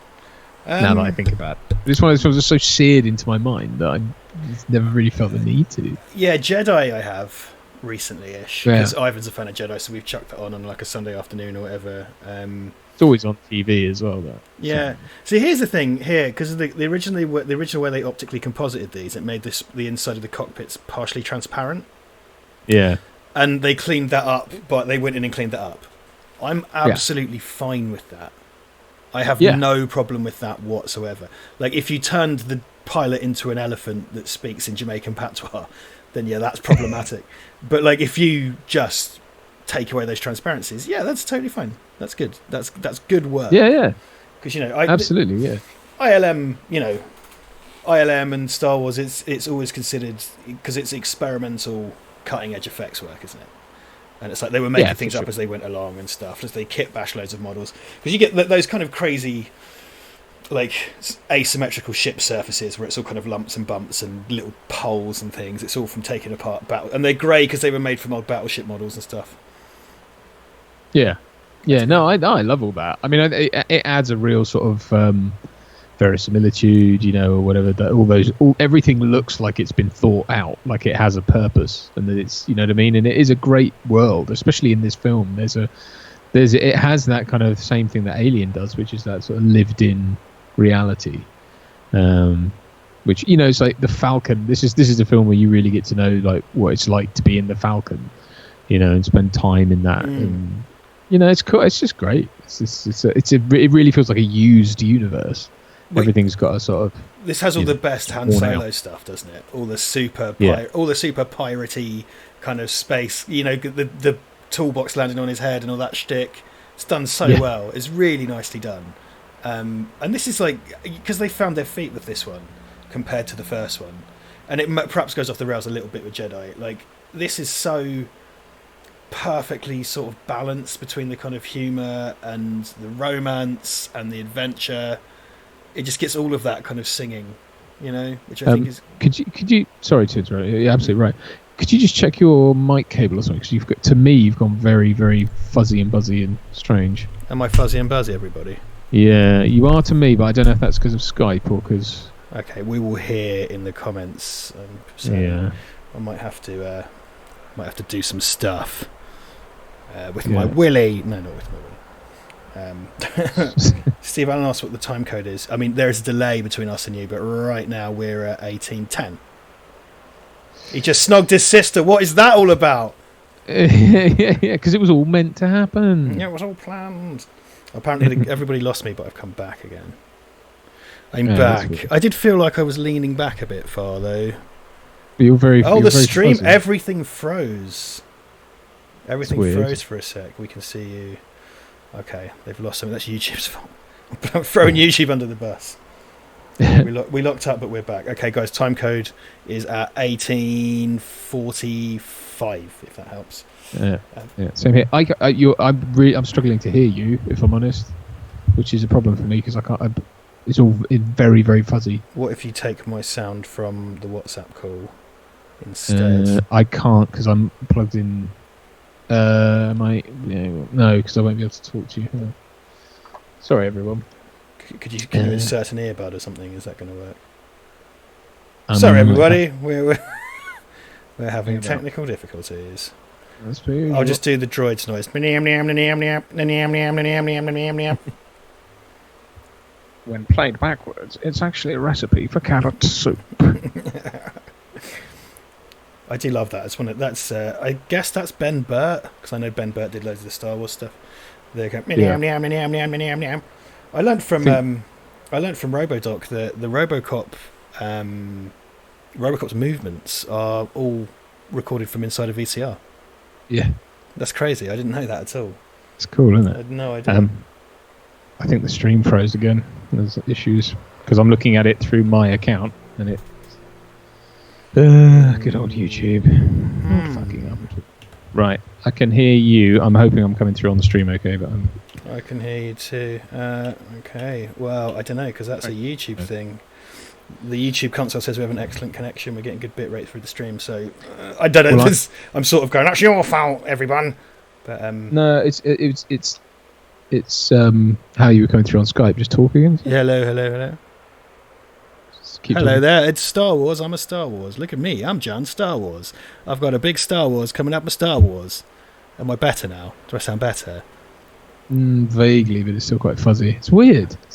I think it must be my connection to you. Yeah, okay. Can you hear me? You hear me through Skype? Oh, that's Mr. Bronson from Grange Hill, by the way. That's the guy, what? Mr. Bronson from Grange Hill. Plays the Admiral, that guy with the tash. Oh, right. Yeah. He killed Danny, man. Can you pick your phone up, please? Because I can't see you. Oh, no. I want to see you. Look at that. The one week before we go off air for a week, then everything goes to fucking shit. It's not been a great week for technicals. It really hasn't. Oh, well. Mr. Bronson from Grange Hill is going to get it. This is also, because they change the Vader costume each time, don't they? So it looks it's slightly different every time. Yeah, I remember that as a kid being quite annoyed that he looked different. I don't know why. It's the kind of thing you obsess over as a child, isn't it? To a ridiculous degree. And yeah, I don't know why. But yeah, it used to bug me that he had because it's like he had a different thing on, whatever you call that. Bit what goes around your tits. People are saying that we're freezing and unfreezing. Yeah, it's difficult because there's that's at the YouTube end rather than our end, we think. Yeah. Oh god, I don't even know what you do. I don't know what to do. I don't know what to suggest. Sorry, everyone. Sorry, we've got good links from OBS to YouTube, so I don't know. That's weird. Great, well that's throwing everybody's copy of Star Wars out of sync. Fucking hell.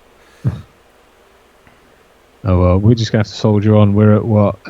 22, 16, 17, 18. Yeah, 22:20. Yeah, sorry about that. We don't know what that's all about. We're blaming YouTube. Blame them for all things. I'm just going to have a drink, I think. Oh, what are you going to drink? Some scotch. Oh, I'm not drinking tonight. No, I wasn't going to, but... I'm drinking water. Would you like some water? I hear you're a water now, Father. You're a water now, Father. What's the one with the wet T-shirt competition? Father Jack's judging. He just goes, more water. More water. Love it. Love it. Okay. Sorry about the snafus. We really don't. It's not incompetence. It's just. I mean, it might be a little bit of incompetence. No, it isn't. It doesn't appear to be. Our metrics and stuff seem to be behaving. Okay. So. No. Okay, you're wrong. No, you're Sorry. wrong. Anyway, shut the fuck up because this guy looks like Robert De Niro a little bit, and I don't like the fact that Darth Vader doesn't have a New York accent. I love this. Oh, do you remember when they did this mashup, right? And the guy's talking to him, and he keeps bringing the egg down. And then so he's just ignoring him, and he just stood there looking at him, not saying anything. And great. He was like, "We're bringing the so good." That's the thing about because Star Wars is so insanely ubiquitous. Like every conceivable mashed up version of Star Wars exists, and there are some really wonderful cut ups and stuff, in there. All these sets and stuff, man, as well, and all these the Hoth base and the inside of the Star Destroyer are Insane. amazing. Like, there's just loads of because there's stuff like that in Star Wars. To be fair, when they get to the Rebel base at the end, and even the Death Star has like people running about and stuff. But like this, where it just shows all that depth, so much depth, man. Yeah, and it's like there's a full-size Millennium Falcon in there, presumably. It's ridiculous. Yeah, that take as well. When firstly, this is Leia as a leader, which is fantastic. Like, she always was like a strong character, but she comes out just as a leader and just orders the whole group about and just walks off. It's fucking cool. And there's the shot before last, like it starts with her, and as she moves to the back of the ring of men, it kind of soft focuses on her. There's a kind of rack focus, just really subtle, really lovely filmmaking. Yeah, and all this, man. Look, like they're just out somewhere dead cold in their lovely costumes. It's very cool. I'm freezing me fucking jaffers off. I don't know where that was filmed. I'm sure someone in the chat. Where it wasn't filmed is Newcastle. Newcastle, the wastelands of Newcastle. I am Snorlax says, by the way, thanks for the Midnight Run recommendation, Duncan. Well, good. Yes, absolutely smashed it with that. What a great movie. I finally pulled my thumb out my asshole and watched it. The Rebel ship does look like crap, though, doesn't it? That big round sort of turd. Looks like a suppository. It's like, I'm sorry, the evil ships look way better. And those, sorry, not sorry. It's just a transporter, isn't it? But which always seem to look different no matter what, Star Wars film we're talking about. Angelo says Norway for the filming. Angelo knows his onions regards Star Wars. So there you go. Angelo knows his onions regards many things. It's true. True that. He's a font of knowledge. True that. I'm going to get Angelo on the Twitch stream. We're going to do some Apex Legends. I'm going to pull my thumb out my asshole. Because, it's a jobby ship. Amazing. Hey, there it is. Wee jobby, into space. It's like a big arsehole shooting into space. A jobby, I'd watch Billy Connolly's Star Wars over and over again. Bless him. Fucking Darth Vader, who are you? Sit down! Sit down! Yeah. Come on now, a wee to Hoth. Let's go. Oh wait, the funny thing about Billy Connolly, not just your impression, but Billy Connolly in general, is how much there's a Venn diagram where Billy Connolly and my aunt cross over. So when you said away to Norway, sounded just like my auntie. That's what they always say, isn't it? Let's go. We're away to there for holiday. Yeah. Oh, hey, what away they do. That's what my mum always fucking says. Like, Bobby ships. Bobby. Yeah, Bobby cock. Oh. Yeah, you're Bobby, means you're Willie. You're Bobby, aye, right. Oh, I didn't know. You're a Wally. You're a Willie, aye. There's a series that's not got a lot of views on YouTube called, I think I've showed you it, or we've shared it, called Scottish Words with American Friends. Do you remember that? It's a Scottish guy who tricks Americans into using Scottish slang. And he tells one guy, if you're not from the British Isles, minge means vagina. And in Scotland, more, M-A-W, means your mum. And he tells this American lad from the south that minge means food. And then he has him talk to camera for 2 minutes about how important it is to eat your ma's minge. And he goes, my ma's minge is rich and flavourful. And if you ever come to Alabama, you should eat my ma's minge too. And you can see the lad just creasing in the corner. Oh, it's one of my favourite things. Sorry, we're not talking about Star Wars. We're lazy. Star Wars, yeah, lazy. I love Toby made a good point about the kind of Imperial technology, particularly the Attack Walkers and things like the Chicken Walkers and stuff from the third movie and whatever. They are. It's not just their machines, but they're perversions of nature. Right. Because they are very clearly machines, but they share animal characteristics, and it's kind of like this warped, perverted version of nature, which kind of links you to what you know about the Empire, because that's kind of what Vader is, being a cyborg. It's like this subverted kind of version of a thing. It's really, it's nice, because it adds to the grotesquerie. And it also gives it that, I mean, stop motion stuff is inherently Harryhausen-esque, regardless of whether or not he worked on it. But it gives it that feel of like Jace of the Argonauts or something like that. And it's something, because Attack Walkers or these ATSTs, these are Attack Walkers, right? These are Attacks. All-terrain attack transport. We just accept them now. But when you first see these, it's just like, what the fuck is that? because they've got heads. They do look like kind of. You've seen that? Have you seen that thing AT-AT Day Afternoon? That viral video. Someone's got the dog and animated an AT-AT Walker over it. It's really cute. Like it's got this kind of dog-like. Yeah, it's odd. It's a weird thing, and we just kind of take it for granted now. I always thought it was like a camel, right? Because it's got a kind of hump. It's the way the legs bend as well are like a camel, I think, because it's the way the knee joints backwards work. knees and shit. Yeah. What was the thing? I saw a thing recently where some guy was taking the piss out of the fact that like Darth Vader turns up on that little screen in the middle of the AT-AT thing, and it's like, is that the proportions reversed on the other end? Like, is Darth Vader looking up at this giant head? The guy. I often think that because when it's on someone's wrist, because the hologram has to look up. Yeah. So presumably they're just like, "Hello, Craig, you're on my watch." "Oh, hello." Like just this little Darth Vader, like, "Oh, do what I say," and it's just like, what? Like, very bizarre. It's the same thing. Seriously. I think it was Mr. Sunday Movies did a thing about Man of Steel recently, didn't he? And he said about like how on Krypton, everyone speaks to each other through those like pin hologram things. Yes. It's like, what are you seeing on the other end? Because at one point Lara goes, "Look out behind you," and it's like, but what are you seeing? So like, aren't you just seeing a pin? Whole pin relief. Because it's cool until you think about it. Because it's that's a hyper advanced society, and it's like, how's that better? I know. How is that better? Yeah. And Dick ships. I've been enjoying the Mr. Sunday, those guys series on the DC EU has been fun. There was a sneak peek at Zack Snyder's Justice League went on YouTube today on the HBO Now page. Oh, was there? Yeah, it's very brief. You're not getting a lot, but I could spoil it for you if you want. Yeah, go on. Right. It's Wonder Woman finding a portrait of Darkseid in a cave, and then you see Darkseid, like in a big fiery. It's very brief. It's 35 seconds long. I didn't expect they'd have anything this soon, but clearly he's cracking away. So, fair play. So there you Fair go. play. Yeah, Oh, that's good. I mean, whatever. Sorry, go on. Ross is putting dog emojis in the chat. I quite like the poodle that's come up. Sorry, that's probably not the most pressing thing to bring up. Probably me next.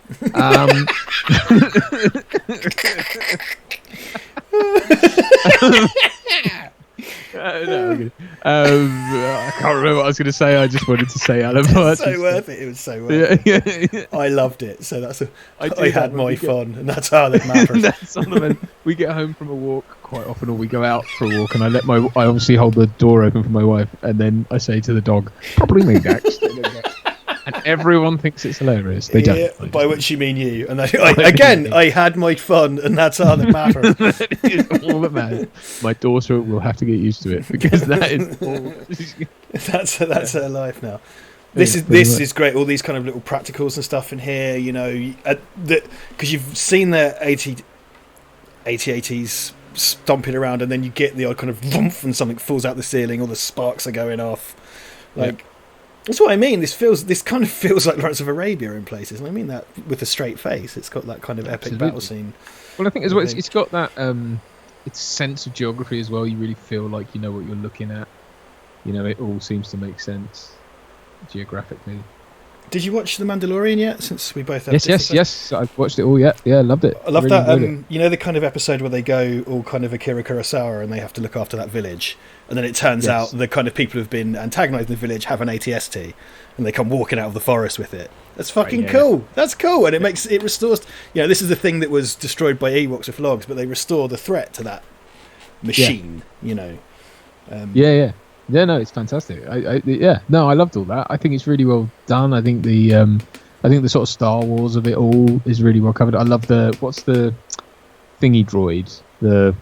What is he, the like assassin droid or whatever? Oh yes, it's like I think the one in this is IG-88, and the one Taika Waititi plays is like IG-82 or something. You know, whatever. Right. Yeah, that was fantastic. Yeah, that was really well realised because it looks exactly like the one from this. It's just sort of, I don't know all the like the cock ups it does and everything. No, the Mandalorian is probably up there with Rogue One for me in terms of being the best sort of Star Wars thing that I've seen since. You know, I mean, but I haven't watched everything else. Well, because there's the whole Clone Wars series, and then there's the Rebels series, and then there's all this stuff you could have watched and you haven't, which I haven't either. But then I wouldn't have a wife. I've got a girlfriend. And I've got to go, bro. Not touching that. Not No. touching that. We're just referencing things we talked about this week. Not going to do that anymore. Yeah, I loved all the and this is kind of Empire relevant, but all the Mandalorian stuff, as in the Mandalorian culture, and sort of like I can't remember what I don't know if they give her a name, but they've got like a smith who makes all their armor in their little kind of enclave. Apparently, I understand that the Boba and Jango Fett are not and never were Mandalorians. They were faking it the whole time, it seems. That's what. Really? So the Clone Wars series and the Rebel series really goes in on Mandalore, and I think the Old Republic games really go in on Mandalore stuff, and they aren't. Because do you remember? I can't remember what it's called. Like the special steel that his armor's made out of. Yeah, I can't remember what it's called. Boba Fett and Jango Fett's armors are like replicas. They're not real, and they've just been kind of faking it out. They're not Mandalorians. Well, because the thing was, it's like when you look at Episode 2, it's like he's just some Kiwi dude, Like, I mean, I don't know. There's nothing seems to be mentioned about how. He's just some guy, isn't he? Yeah, he's just. Yeah, I love all that. This is the way. Never takes his helmet off. I think the two takeaways from The Mandalorian are "This is the way" and "I have spoken." Yes, I have. Nick Nolte Goblin. I have spoken. Yeah, I have spoken. Yeah, I think. I don't know. I'm out of it most of the time. He's a high little goblin. He's got a proper name, that species, because they're in this movie. They're the little junk guys from planet Skyrim. I can't remember what it's called. Cloud City. Cloud City, yeah. Cloud City, yeah. That he's one of those. So they're supposed to have been a race of like Imperial slaves. So that's his kind of backstory in that. I love that bit as well. It's like Darth Vader just gets in there in time. But you see, that's again, I think one of the things that's been really missing. People point to Rey and Finn and Poe, which sounds like a Teletubbies special, if I'm honest. But quick question: why is the transporter thing that's supposed to transport all the people miles out in a field? Would you not think it'd be better to park it closer? They really want to encourage fitness and cardio. They're all about that. Cardio. They only do sort of like carb-free meals. Running through the snow's fucking a bastard. Like, it's like you saw that Porkins fat bastard in the last one, Red, whatever. He needs to got bloody blown up though, didn't he? Yeah, because he was fat. Anyway. And he got shot by the Joker. It's not fair. It's not fair. You go. It's life ain't fair. I was gonna say a thing and I forgot the thing. I forgot the thing. Well, I think here, because wasn't in the old where they composited it, like R2 was black in the blue parts. I think they fixed that now. Like when he's in space, and I'm pretty sure like the English language in Star Wars is called Galactic Basic, and I think Luke's screen. Do you remember when R2's like speaking to him? Mm-hmm. I can't remember which way around it was, but in one version on the screen it was in English, and they changed it into the basic language. I think things about Star Wars. I don't want to be bringing up Star Wars trivia because everyone in the comments knows way more than we do, which is the joy of a watch party, because you can correct us because we don't know what we're fucking talking about. I'm not bothered about knowing more than you. If the thing is, I don't care. Give us some money. Enjoy the watch party. It's not that. I just mean I enjoy these films, but I don't enjoy them to that degree, obviously, and that's fine if you do. And more power to you. Anyway, what I was going to say about Faux Pin and the Teletubbies, Pin. That's not his name. Oh, of course. Faux. And he's fake. Was that what they're missing? I think in those things is a good villain. Like, I think it's not everyone blames the Rey of it all and all that stuff, and I think she's fine. I think it's just the fact that they don't have a strong enough antagonist. There isn't. It's not clear enough. It's like one. It turns out what the main one you thought was the main one's just a bollock in a jar, and then the other bad guy's not really a bad guy. It's and quality he's just like storytelling, mate. It just does naughty stuff, and he's like a naughty child who then gets killed for no reason. In the first, in the first seventh one, in Force Awakens. I really liked Kylo Ren as a villain because he was like, I liked him as a villain because you hated him because he was this ineffectual, detestable little prick. Like, he didn't have it together and he got angry and he was like a spoiled child. It made you hate him, and I found that quite compelling. Yeah. But then they didn't really go anywhere, did it? I mean, like, by The Last Jedi and Rise of Skywalker, it's just like, yeah, he's a bad guy. Okay, all right, fine. Bad or whatever. Would you like some law? That's some better. Because it's kind of like the redemptive story is Kylo Ren's, but then it's like, but is it? Because is he? And did he? And was it? And I don't know. And and he it's was like, she's Palpatine's granddaughter, which is given 2 lines of dialogue. and then he goes like, Strike me down, kill me, and I will go into you, which is creepy. And then you will be me, and I will be all powerful. It's like, it seems like you're all powerful now, mate, because you just shot lightning at your asshole. You into forgot the to sky. say or whatever at the end. or whatever. And then and then it's like, right, but then the thing that always confuses me is like, then she just gets 2 lightsabers and kills him, and it's like, right, did you listen to what he said? Because he wanted you to do that. Doing it like angrily is probably even worse, isn't it? Like, I mean, what? Like, Yeah, and now it's kind of like, yeah, but in the novel it says that all the spirits of the Jedi flow from... Shut the fuck off! It wasn't in the movie. Like, I could just like, fine, I'm gonna self-fund a little movie. I'm gonna be really lazy, and then I'm gonna self-publish a novel, fix everything everyone complains about. I'll put in the novel that I bring out. If that's how films are supposed to be like enjoyed or whatever, then hand out manuals to people who are going into the theatre. Dude, that's the thing. I shouldn't be. I don't get me wrong. Like, there is an argument for when you're so far into a series, blah blah blah. But you've got to think about the general audience that are also paying to be there. You know what I mean? And not everyone wants to have done the homework. You should be able to just to have seen the movies and enjoy it. I think you could probably watch this and not have watched Star Wars, couldn't you? Do you think? Yeah, I mean, I think you can. I think you could jump on with it and go back. I don't think it's that deeply confusing, and it does have the device of the catch up, at the start, which is just sort of done. That's sort of going back to old classical serials because they couldn't get the rights to Flash Gordon or whatever. But I don't know. I guess so. It's kind of because sometimes when you're not involved in these, it just gets a bit, when you're not involved in a film series that's kicking off, it gets a bit tiresome, you know what I mean? And you're just there going like,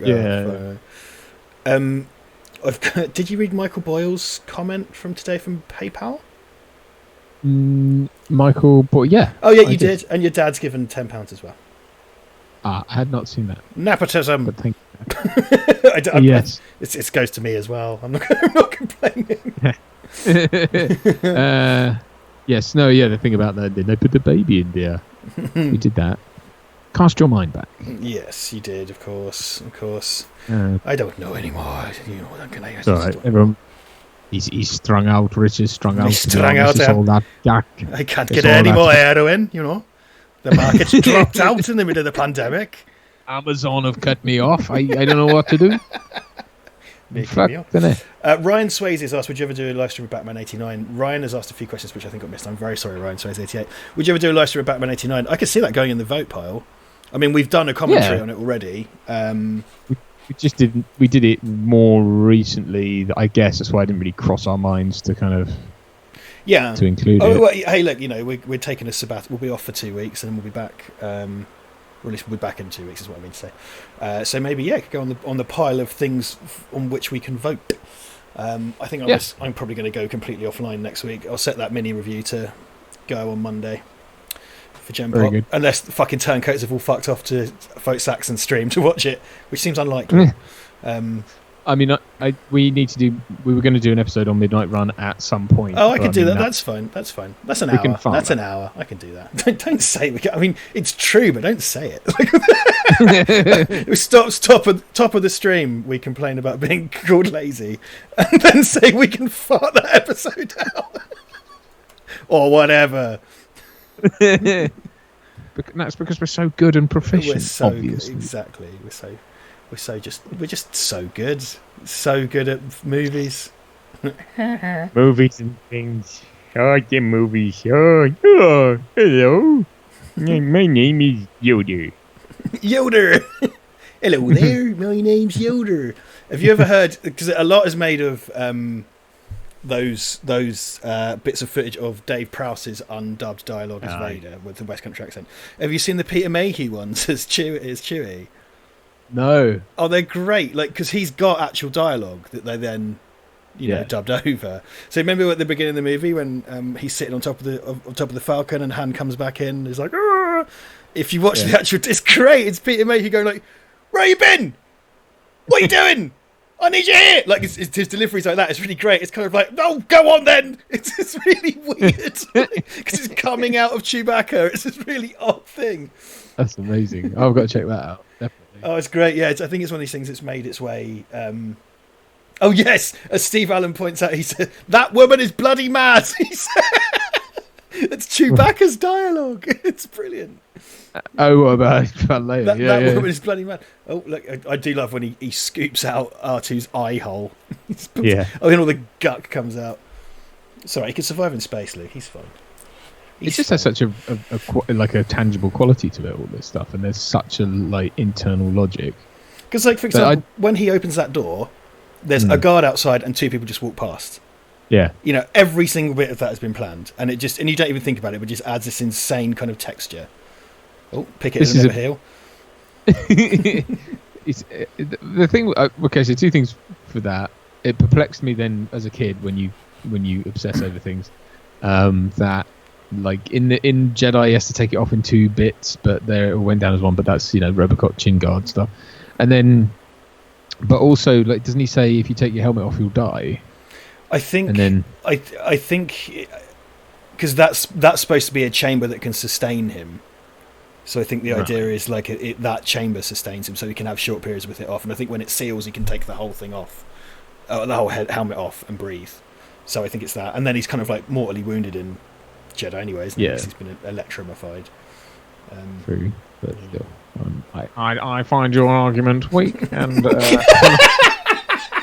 Go fuck off to Wikipedia and tell them, because it ain't my business. It's that, mate. It's that that Red Letter. That's probably the funniest thing I think Red Letter Media have ever done is reading out what like Darth Vader's suit does. That's just perfect for Rich Evans as well, because he's just losing it. Because there's even a bit about how they took him to a hospital that was named after Sheev Palpatine. It's like, why did you come up with this? Like, who needed this? It's like every button on his chest and his legs are like they contain a certain material that they did that with the RoboCop thing as well, where it was like he's like basically in a bag in the suit, and like it's all the like, remake, you mean?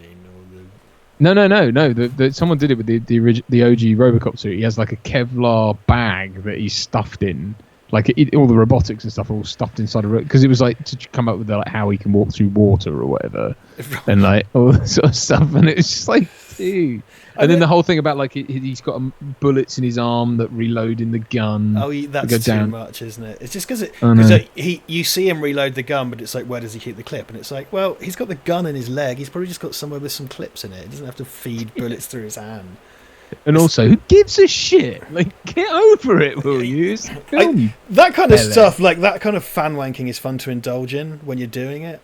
But like it gets so out of control. Like it gets so out of control.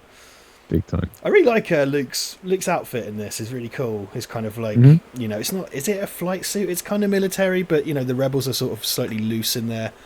I think it's sort of 2-bit, but it's like a flight jacket. It's like a kind of flight thing. Because like the Empire are very rigid, and in terms of how you visually code the Empire and the Rebels are kind of diverse and shaggy, and a bit rough around the edges, whereas the Empire are all the same, of course, and more. But it's a continuation of his original costume in the first one, because that was kind of. I mean, it was kind of Jedi-esque what he was wearing in the first one. Karate pajamas, wearing gi. Yeah. Well, again, if this was all planned, why is he wearing a Jedi's sort of uniform when he wasn't one? And well, that's it, because this like Obi-Wan's clothes were just his clothes, but when you get to the prequels, it's like, oh no, all Jedi wore that, and it's like, so you're telling me he went in like, if you were the only policeman left in the world, would you go in hiding in your uniform and just walk out and interfere with people that live next door? Like, fuck off! Like, what are you talking about? Yeah, it's like they were making it all up. No, they're more clever than that. See, I love this. Is Yoda has never been better than this either. Like it's like the original Predator. It's like this just works. It's lit right. It looks right. I know they're working around a puppet, but it's like it has all the character. Like, I love that they've made a puppet with like a little Yoda ass, and it's like crawling around inside the thing. It's so good. And once he turns into sort of wobbly jobbly CGI, it's just like. I would kind of argue as well the Jedi were never better than this, because this is it's such a great performance to bring out of a puppet and Frank Oz. But it's remember we talked about before when Christopher Reeve's demeanor completely shifts and he's Clark Kent and Superman. Yeah. Like when Yoda's kind of like, I can't teach him. His whole demeanor changes. Changes, and it's really obvious. It's visible. And it's like, judge me, do you by my size or something is what he says. I can't remember. Yeah, judge me by my size. I used to have a lightsaber and do backflips. It's not what he's saying. And it's kind of like not all Jedi Knights are a knight of sword wielding kind of whatever. Some of them are sort of ancient wizards and masters of magic, which is what he's. But instead, it's kind of like, no, I had a sword too. It's like, he fought Christopher Lee with his wonky lightsaber in a fucking cave once. Right? Yeah. Oh, you remember when your dad's arm got cut off? Well, he was there. He was. Wait, hold on. My friend, this just in from Ian McGar, which is just Ian has dropped a hand grenade in the chat. My friend made me watch Chewbacca get sucked off by 2 stormtroopers. It was awful. Well, many questions. Stormtroopers presumably had to have their helmets taken off. Were they male or female stormtroopers? What? I don't know.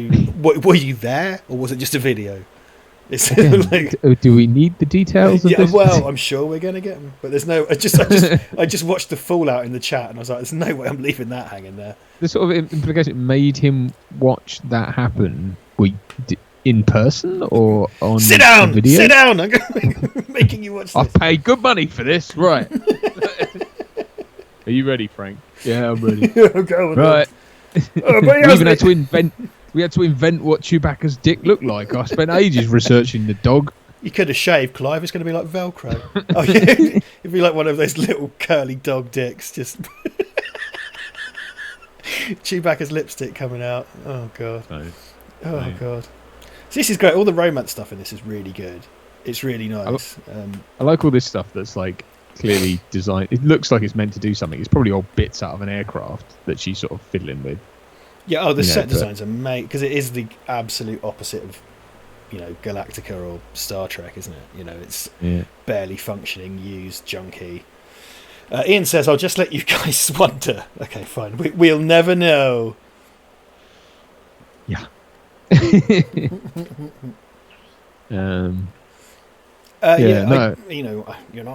did do the Last Jedi did wacky batty Yoda again, and they made him a puppet that didn't look weird, which was good. And I thought the scene with Yoda in Last Jedi was really nice actually. But they made him a bit too batty, and it's like, well, the batty thing was an act. It's not what he's really like. Yeah, true. Okay, yeah, absolutely. And I mean, I like the Baby Yoda in Mandalorian. I think that was well done. That's quite an intriguing premise as well, because it seems to be that they've tried to clone. They may have even tried to clone Yoda. The point being that presumably that breed of creature is, immensely force sensitive. And also, like, one of the things about the Yoda species is it's one of the good remaining mysteries in Star Wars because it's one of the things they never over-explained. Yeah. I'll regret saying that in 2 years' time. When it's ridiculously over-explained. But it's a race of the Clendiblars. Schmengdangs. I love that. When the guy just dies on the dude dies on a Skype call. And you see these two sort of not feeling great about that. Vader doesn't miss a beat, just keeps fucking going. Yeah. I love it because you get that moment as well when he goes like, he kills one guy in front of the other guy and goes, "Don't let me down, Admiral." And he's like, that is the worst. Like, you've just been promoted. Like, you're next to get your throat. You remember that time I choked your boss? Well, you're the boss now. I do like the Super Star Destroyer is cool. It's a cool design. Yeah, I don't remember the engines glowing orange like that. Neither do I, and that surprised me. And this, of course, was originally Clive Revel as the as the Emperor. I mean, this is one of those things where it's kind of like, okay, fine. I mean, I don't mind this. But it's Revenge of the Sith. Yeah. Emperor. It's not Jedi Emperor. Well, he looks like this all the way up until 2 years from now, and then he just decayed or whatever. Yeah, it's just like scrotum Palpatine. It's nice to have the continuity. That's fine, but Well, you know what I mean. But it's not as if the film was completely broken before. And it's like, do you know what? Maybe if you weren't making it up as you went along, and it's also like, did you just introduce the Emperor of the Galaxy and then not bother casting? And then it's like, come the next film, it's like, oh, we better probably do something with that. Yeah, because how was he? Was the original guy cast? Was he just like?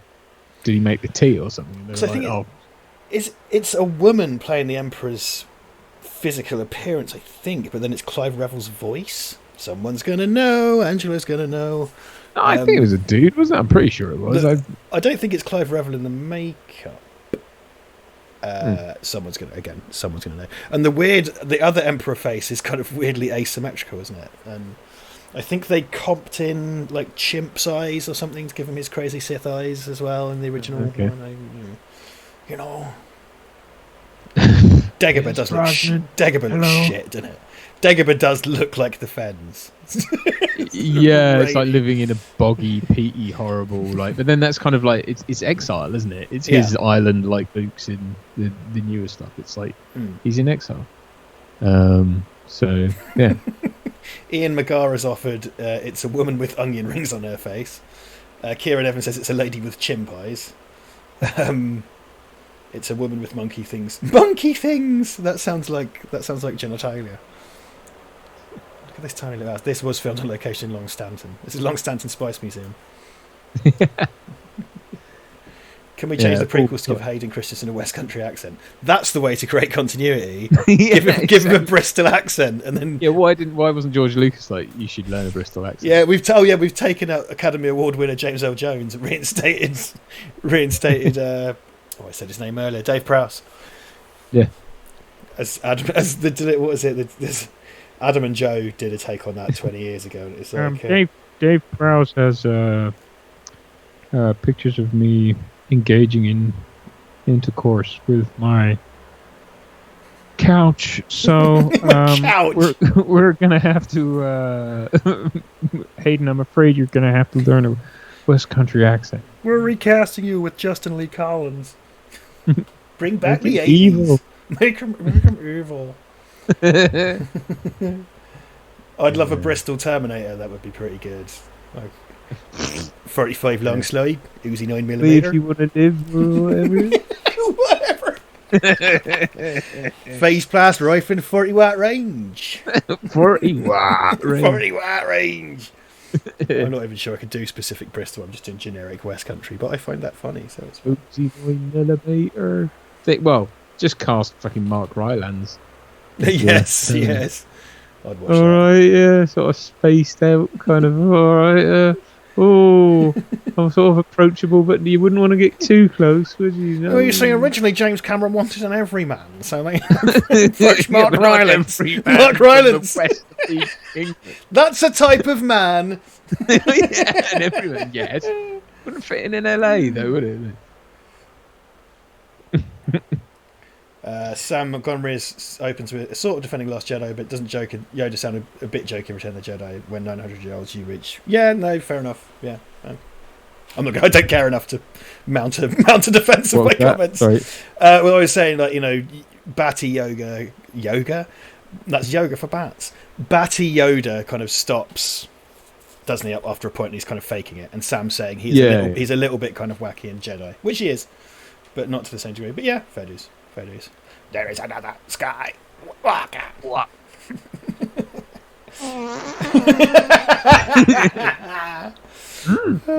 Better does that. We had around the corner from my friend's house when we were teenagers. So I think I mentioned this before.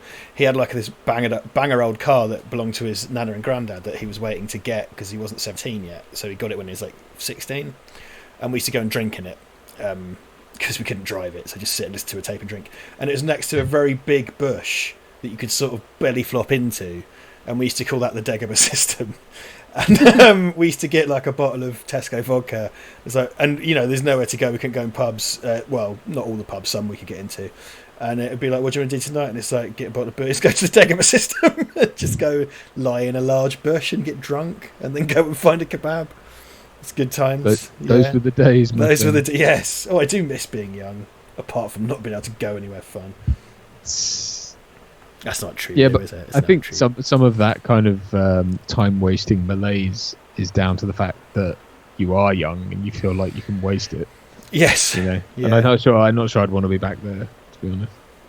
Bit of a true. dickhead as well. Most teenage boys are dickheads, aren't they? Let's Dude, be honest. massively. It's when you meet a really sensible one. It's like, what are you doing?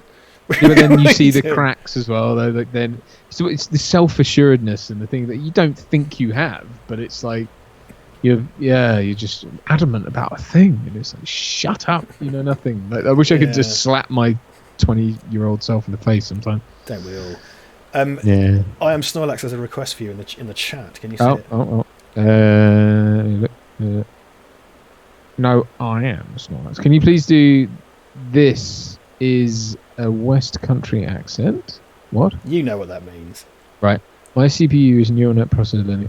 My CPU is a neural net processor, a learning computer. That's my Mark Rylance now. Is that's August Alright. 29th, 1997. The survivors called the War Judgment Day. I know now why you cry.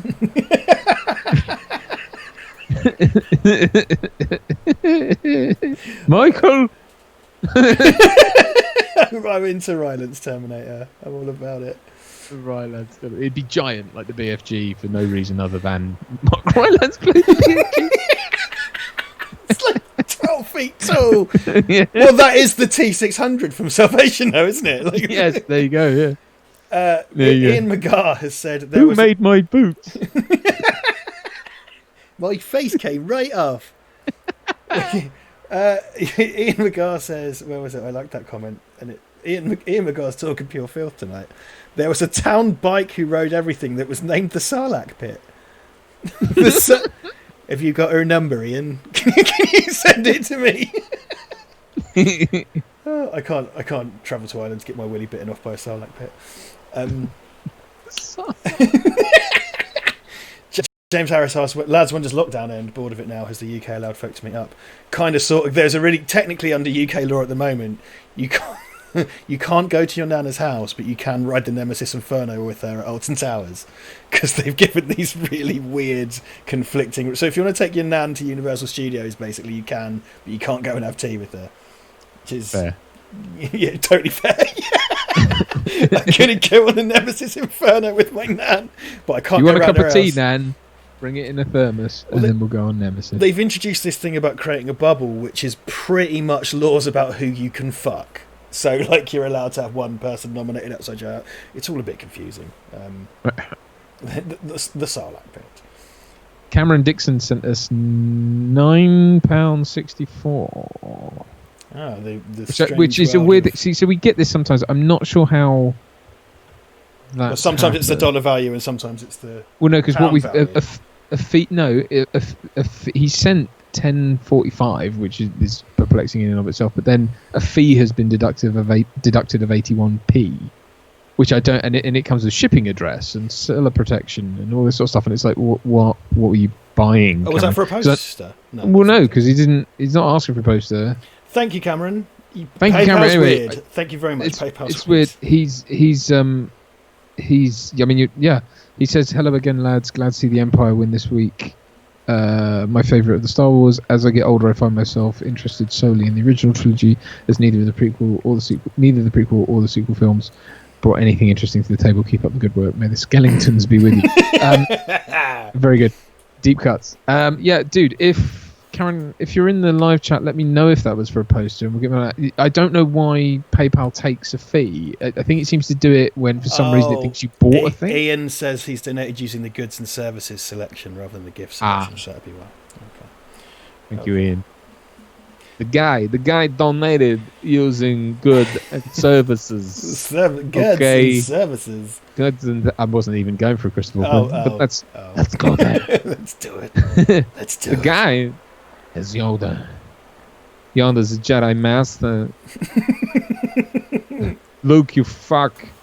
Listen to what I say. Or dead you will be. I like a sort of green... I just spit free water on myself. A sort of tiny little green man with a full-size Christopher Walken head. But kind of 80 Christopher Walken with the spiky head. Yes, a deep fake. Yeah. Did you see that? Oh, man. Ryan Ricardo sent it to us. Oh no, I think you saw it. It's like the Schwarzenegger deepfake for RoboCop, which is really good, but they've dubbed it with this terrible voiceover. I guess these are people good at deepfakes and not impressions. They've done a really bad version of his voice. However, Arnold's face on the skinned RoboCop head from the last scene of RoboCop, it looks really good. It's one of the better deepfakes. Okay. I mean, they're getting, like I said, like who was it who sent?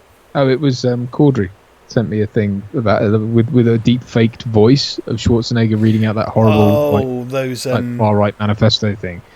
There was like yeah. There's loads. Yeah, those crazy speech synthesis algorithms. Because I've seen like one of Frank Sinatra singing like Poker Face or something. Like they are weird. That is horribly accurate. To the point where it's like we just don't need humans anymore, do we? Ed Mason says, Duncan, can you do Christopher Walken as Daniel Craig in Casino Royale when he's getting his nut bag whacked? That's a good one to ask for. I've got a little itch down there. Is that what he says when the dude's wailing? Is it like it's what's his name? Isn't it? He's shining him on. Yeah, Mads Mikkelsen. Mikkelsen. Because he's like, you're not going to tell me, are you? I've got the itch down there. Do you mind? Right, okay. As in, like, fuck you. If you want to shine him on, it's hasta la vista. Hasta la vista, bye. Yeah, so this is a weird. This always struck me as like it's this sort of weird vision thing that up until this point hadn't really happened in the Star Wars. Really, I really like this. This is one of my favourite moments in all of Star Wars. Actually, it used to freak me out as a kid because it is a really freaky image, and it's just sort of like it's nice what that's teeing up. Slowed down and weird and janky and. It does that kind of low shutter speed, low frame rate thing, where and just his face peeking out of the smoke. It's great. That's a really well done thing as well. Because how did they do that? Like comp out his body or something? Because it doesn't look like a rubber. He's standing in L, going like that. Oh, right, okay. I don't actually know. Probably is. No, you're probably right. You're probably absolutely spot on. Well, because these fucking Dagobah sets, like, it's all trenches for the puppeteers to work in. Yeah. Dude, look at all the engines on these Star Destroyers. I was just going to say, they definitely put that. Right? Like, yeah, for sure. It looks cool and everything. Are you allowed to say that? You're not allowed to say that, are you? That's like admitting to owning child pornography these days. You'd like a change in Star Wars. Burn him! Blah. Oh, is this the cool bounty hunter scene? Yeah. Yeah, I like this little kind of... And now they've all got 12 books written about them. One's got a little asshole for a mouth. Little or bucker. He puts cigars in. Just big cigars. Is you wish. Look at my duck. I have a completely different voice now. Yeah, okay, fine. Tamara Morrison is cool though. He is cool. Tamara Morrison's a fucking cool actor.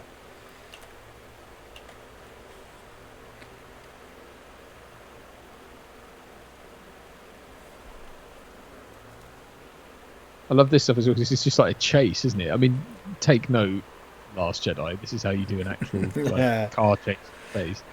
This is great. It's all the kind of swashbuckly piratey stuff, and a lot has been done to show. You know, up to this point, the film doesn't do Han a lot of good. You know, he's kind of had some romantic success, but you see him, he's always on the back foot, he's always kind of fucking up, but he pulls off like the mad pilot skills he's always boasting about, he pulls off. And, you know, it's a really inventive scene that they've had to escape from the belly of a creature, and then now they pretend, you know, they always call his ship junk, so what does he do? He pretends to be junk. It's great. It's a really, you know, it kind of has thematic callbacks to the last movie and stuff. It's good. No, it's fantastic. I love it as well. But again, you do that establishing thing of like, oh, the light speed doesn't work. You know what I mean? And that is yet another. That's done for character, not for plot, because it's about saying, you know, Han Solo always talks about how he bigs this ship up, and the ship is an extension of him because he's all about ego and bravado and faking it till you make it, and the ship it doesn't work, but it gets you through. It always gets you through, and that's Han Solo, right? And so it's so intertwined with him that, you know, you can't. That it does seem that they kind of miss that weird. I think the Star Wars and this get that, but I think Jedi and everything else doesn't really, because it's not like. I mean, I guess in Jedi you're kind of saying, look, you have to separate him. That's the point, is they separate him from the ship because it's about saying who is Han Solo, and he's changing anyway. You know, he's becoming a sort of I guess eventually a stay-at-home dad or whatever. That's like yes, stay-at-home dad. Yeah. Yeah. Well, they do, and they play on your expectations of the first movie because they have the same kind of build-up to go to light speed. Then it goes, you are primed to see that. And the star stretching was a very spectacular, kind of unique effect at the time. That was a bit like 2001. And you're built up to get that again, and it just doesn't work. But I love when it does work, and and that's another. It's done for character. It's not done for plot, but it's like it just takes off, and it just cuts back to the admiral or whatever, and he's like, it's just that moment of oh shit. No, it's everything in this holds together, man. Everything in this holds together. It's really great, and it makes me wish I was watching it. Actually watching it, because I'm not really watching it right now. But well, I kind of going back to your point about whether from quite some time ago, but as to whether or not it stands alone. It's very difficult for us to say, isn't it? Because we all saw it when we were 10 or whatever, or younger. So you always put it as part of this thing. I kind of wonder.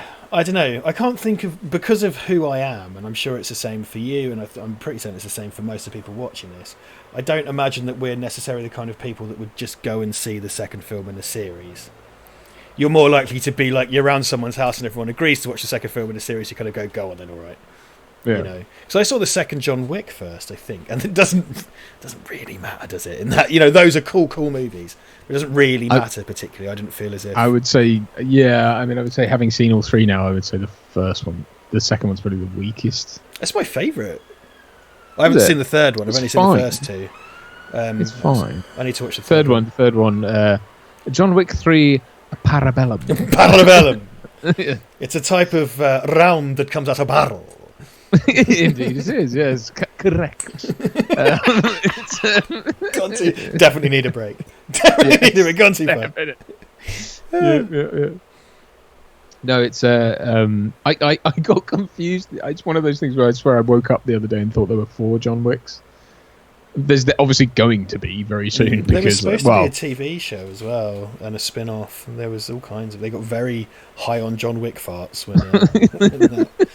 That is, that's. I think, that's like, Jinx is going to get a spin-off movie, Yeah, let's just hold fire. And now we're all enjoying Jinx 12.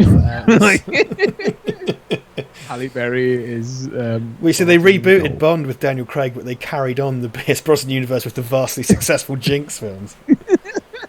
I would love to put. Oh, dude, I would love if I was some kind of like meddling sort of billionaire. I would just introduce Jinx into the Fast and Furious films. That'd be great. Yeah. And just watch the whole continuity class. Go like, oh no, this was set in the Pierce Brosnan Bond universe the whole time. Everybody knows that, and now they're all about Jinx. James Harris says, Duncan, will a vaccine be the only chance that we have as working actors? That we as working actors will ever have a chance of being on a film set again? I hope not, because that's going to mean that. I mean, it's weird. I know. So the people I know who are producers and directors are trying to get things off the ground as soon as it's possible to travel. I think the problem is there's no guidance on what needs to go on sets. I know the temporary thing about actors doing their own makeup is for soaps is one thing. That's not sustainable, though. If you want to make a movie, you want to do anything unless the actor has pristine sort of just some powder on. It's like how we can't do our own prosthetics. We can't do our own. I mean, there's no way I could put my own. I can't powder my face. So I have no idea what I'm doing. It's ridiculous that.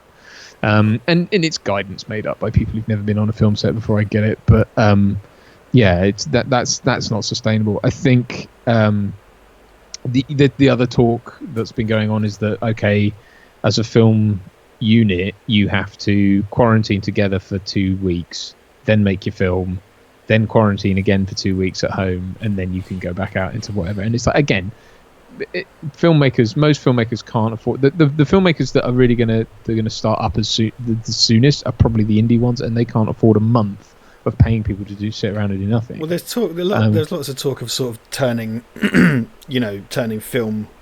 films essentially into sort of isolated functioning colonies, So everyone isolates, then they spend 3 months on an island making it. You know, have you heard that? Or like in Yeah, a kind but, of secure place. But it's just like you describe, you're then saying, oh, well, we're just going to pay all these people to do nothing in the quarantine period, and then they can't leave the film area until the production's over and stuff. It's like these people all have families. You can't ask them to be essentially away from their families for half a year, like with no, you know, and not only that, but like it doesn't work like that. Not every cast member is needed every day. Yeah. You know, it's like if that would have been like if we made Erica, I would have had to have been like that. Or under those conditions, I would have had to have been locked away for 5 months or whatever, however long it was. You know, it's like it's just not. And then how do you deal with extras? If you've got big crowd scenes and stuff like that, have they all got to quarantine and then they come in for like a day and then they go away and have to be quarantined? Would you CGI the crowd scene then?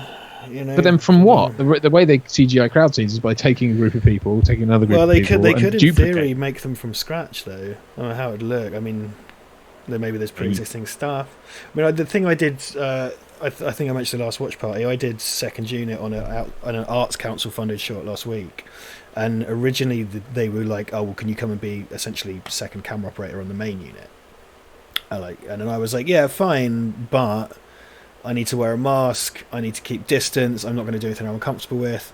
And they came back to me as kind of like, well, we're going to shoot inside this pub, we're going to do this, we're going to do that. And I was kind of like, look, I'm happy to come, I need the work, but I'm not going to put myself in danger. And then I ended up just directing the whole second unit myself. I was the second unit. But I went. They was like, I tell you what, take your camera out and your lenses and all your gear, and just get the whole second unit yourself. And spend a day doing that, which I did, which I was far more comfortable with because I didn't have to speak to anyone or whatever. But the main unit, and my friend Scott was directing the main unit. They were out all day, and they were on Parker's Piece, which, if you don't know, is a big park in Cambridge. And it seems they were keeping social distance on that. It was quite a small production, but there was light, cinematographer, actors. But it all sounded a bit sketch to me, man. I was much happier getting the same money to go just do the second unit on my own. Yeah. I mean, I think my thing with it all is like whether or not I'm fed up with it or feel it's ridiculous, which I do some days I don't. It's not the point. The point is it has to be a joint effort. Otherwise, the whole thing was pointless. And I'm not going to have wasted the last 3 months or whatever just because people are fed up. That's not good enough. So there you are. But anyway. Yeah, I do. Your point about them floating away in space debris is just. I mean, I knew that, but it's even more like I love the way they were just clinging on to the ship. It's like, and it just looks like the whole back of that thing's covered in junk, like grey space junk. Anyway, you know, it's like a limpet, and then. And what is all that stuff that they've just discarded? What are those? Question, isn't it? Yeah. What is that? Like, does your ship eat ships and then do poos? Or like what? What are you doing? It's probably like service parts or something. You know like that they've done a Haynes manual of the Star Destroyer, and it tells you exactly where that comes from. I read fucking recently. Do you remember the trash compactor monster? Apparently, the trash compactor monster was force sensitive, and the reason it pulled Luke under was because it was trying to commune and make him aware that he was force sensitive too. Or it was a cool puppet that they put in to create jeopardy in a scene. Why don't you just fucking like really. Yeah, I mean, dude. I mean, again, like you say, it's harmless. The problem with the internet is it's given everyone a voice. And yeah, like us. Everyone. Yeah, like us. Like us. No, I mean it includes us, but it's like that also means that stuff like that gets way more airtime than perhaps it ought to. But if there's an audience for it, hey, people, more power to them. As if there wasn't enough Star Wars, you know what I mean? Yeah, and you know what? If people love it, that's fine. And I've no problem with that. It's when people get shitty with each other over it. It's like, guys, it's made up bullshit. Like, at the end of the day, it is made up bullshit. It's wonderful made up bullshit, but it's still made up bullshit. Yeah, and it's fun to speculate and stuff, but it's when it goes, it has a tendency go outside to and look at a flower, smell a flower, stroke a bee. Whatever it is you need to do. Rosebud, motherfucker. Motherfucker. Hey, look, it's all part of fandom, but it's just certain, like Star Wars in particular has just absolutely dominated all of that forever, and it's tiresome. Yeah, irksome and tiresome. Yeah. Oh, sorry. Star Wars is for cunts. Star Wars. Alan Ford reviews Star Wars. I knew him. Darth Vader, I knew him. From the flats Always on had a Coruscant. Yeah. I shared a flat with his sister, and I can confirm he was an horrible cunt. But he made a mean strawberry daiquiri. I don't know. I like Darth Vader making strawberry daiquiris with a Crichton-style groin attachment. You have to suck it through your hose. There's 50 minutes left, so we're over halfway, and they've only just got to Cloud City. Which it surprises me. Yeah, no, I mean, I think once it kicks into gear, because we're well in sort of second act territory, obviously, at the moment, but, I think it does look good, though. I don't know if that's enhanced for the special edition, but that does look very nice. Yeah, all this stuff, it's really nice. I mean... And of course, the thing we're sort of not really hearing or being able to talk about is the score, it's... Yeah, it's the mighty John Williams, doing kind of what started off as a sort of pastiche of Elliot Korngold becomes the Star Wars music, it's fucking John Williams. But also, isn't this the first film with the actual Imperial March? Because it's not in the first one. The Imperial March and the kind of the Han and Leia love theme as well, which are two really amazing pieces of music and two completely different pieces of music. It's kind of the sort of bombastic militaristic and then the kind of gentle tactile sort of romantic theme. Dude, this looks so like a film. Like I don't mean all the... I've got some news for you. No. But you know what I mean? Like the first, in the way that the first one doesn't. Yeah. Man, the first one looks like a school play in places. And in a way that films just don't now. This is just lit. Like it's so beautiful. Well, it's all the practical kind of gas things from the Falcon, like all that's so great. All the little kind of and the wind and stuff. I think all of this has been. I think the wide shots of it like that has been changed. Like Cloud City before was not that exciting, but with shitty CGI that now is dated way worse than the original stuff. I think some of the the really egregious stuff is in the first Star Wars, because that's the thing with this. This kind of got meddled with in quite significant ways, admittedly, but they're subtler. Whereas the first Star Wars has all those fucking wacky creatures that they've recorded dialogue for, and all that fucking Jabba the Hutt scene. Like Jesus Christ, it's awful. And they had to make Han go up over his tail when he walked around behind him because it was a dude originally or whatever. And it's like, just how about don't? I mean, again, isn't the theory that George Lucas had his hand forced because he was getting divorced and his wife owned or got 50% in the settlement, so he was like, well, if I change them all and make those the only available options for people, I get all the money and you get none because they're different enough. So he had to change them to a degree that she wouldn't have rights to. I've had a lot of versions of what went on there. It's just like fucking Jesus. Okay, fine. Thanks, George. Yeah, well, I wonder what the deal is, because I would expect that, because Lucas, we're getting the fucking Snyder cut, right? Like on HBO. I don't know when Lucas dies or something, they'll release the sort of unmolested Star Wars cuts. Because there's the despecialized editions. That I happen to have, which some fans have lovingly recreated the original versions in HD. If you're that much of a purist, and they would just sell because they did the shit DVD versions that only had stereo sound. I think George Lucas just did that out of spite. But yeah, they would make a ton of money. Do you know what? If they put them in like a fucking wooden box with like a laser cut logo or something, people would pay fucking through the arsehole for it. Definitely. But dude, I mean, I would.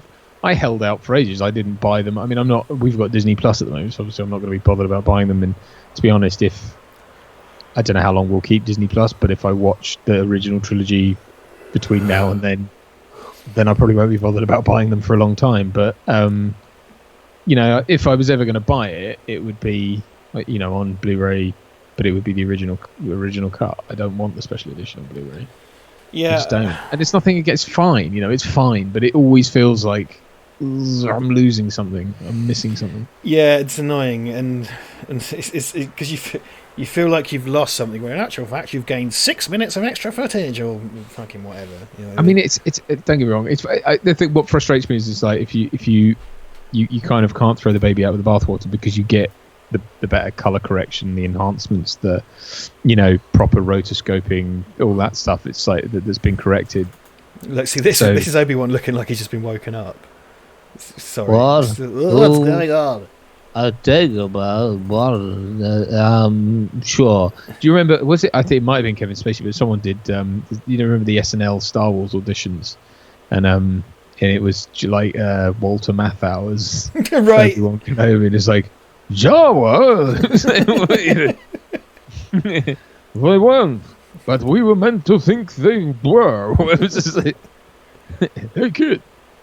Now it sounded like Rodney Dangerfield being. Doug Wanacott has said, "You're having a baby, Duncan. You'll be relying on Disney Plus for the next several years." Yeah. Well. I hope you like all the songs from Frozen, motherfucker. Hey, who the hell am I talking to? I'm Roger Dangerfield. Rodney Dangerfield. Yeah. Yes. Disney Plus will probably come in, but there's an awful lot of stuff on Netflix as well. There's an awful lot of kiddie stuff. I'm gonna get so fed up with kiddie stuff. Man, it's the weird YouTube channels. Weird YouTube channels. There's that guy called Blippy. I babysat with someone. As a friend's like 3-year-old, and there's a YouTube channel called Blippy, and it's kids TV made by some random comedian from LA. And it's just like, and the kid just, it's all he wants to watch is just like dude talking about diggers and stuff, and it's just like, oh my god. And this guy's got like 10 bazillion YouTube subscribers because toddlers love it, so their mum and dad just subscribe to it. Well, I sat with like my best friend Jimmy.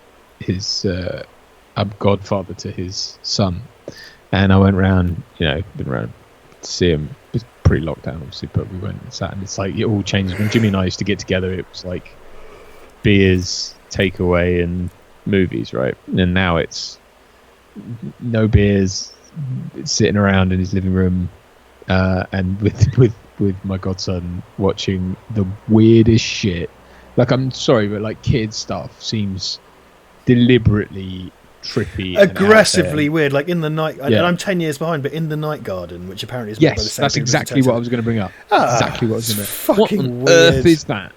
Same production company as the Teletubbies. They doubled down on the freaky deaky weirdness.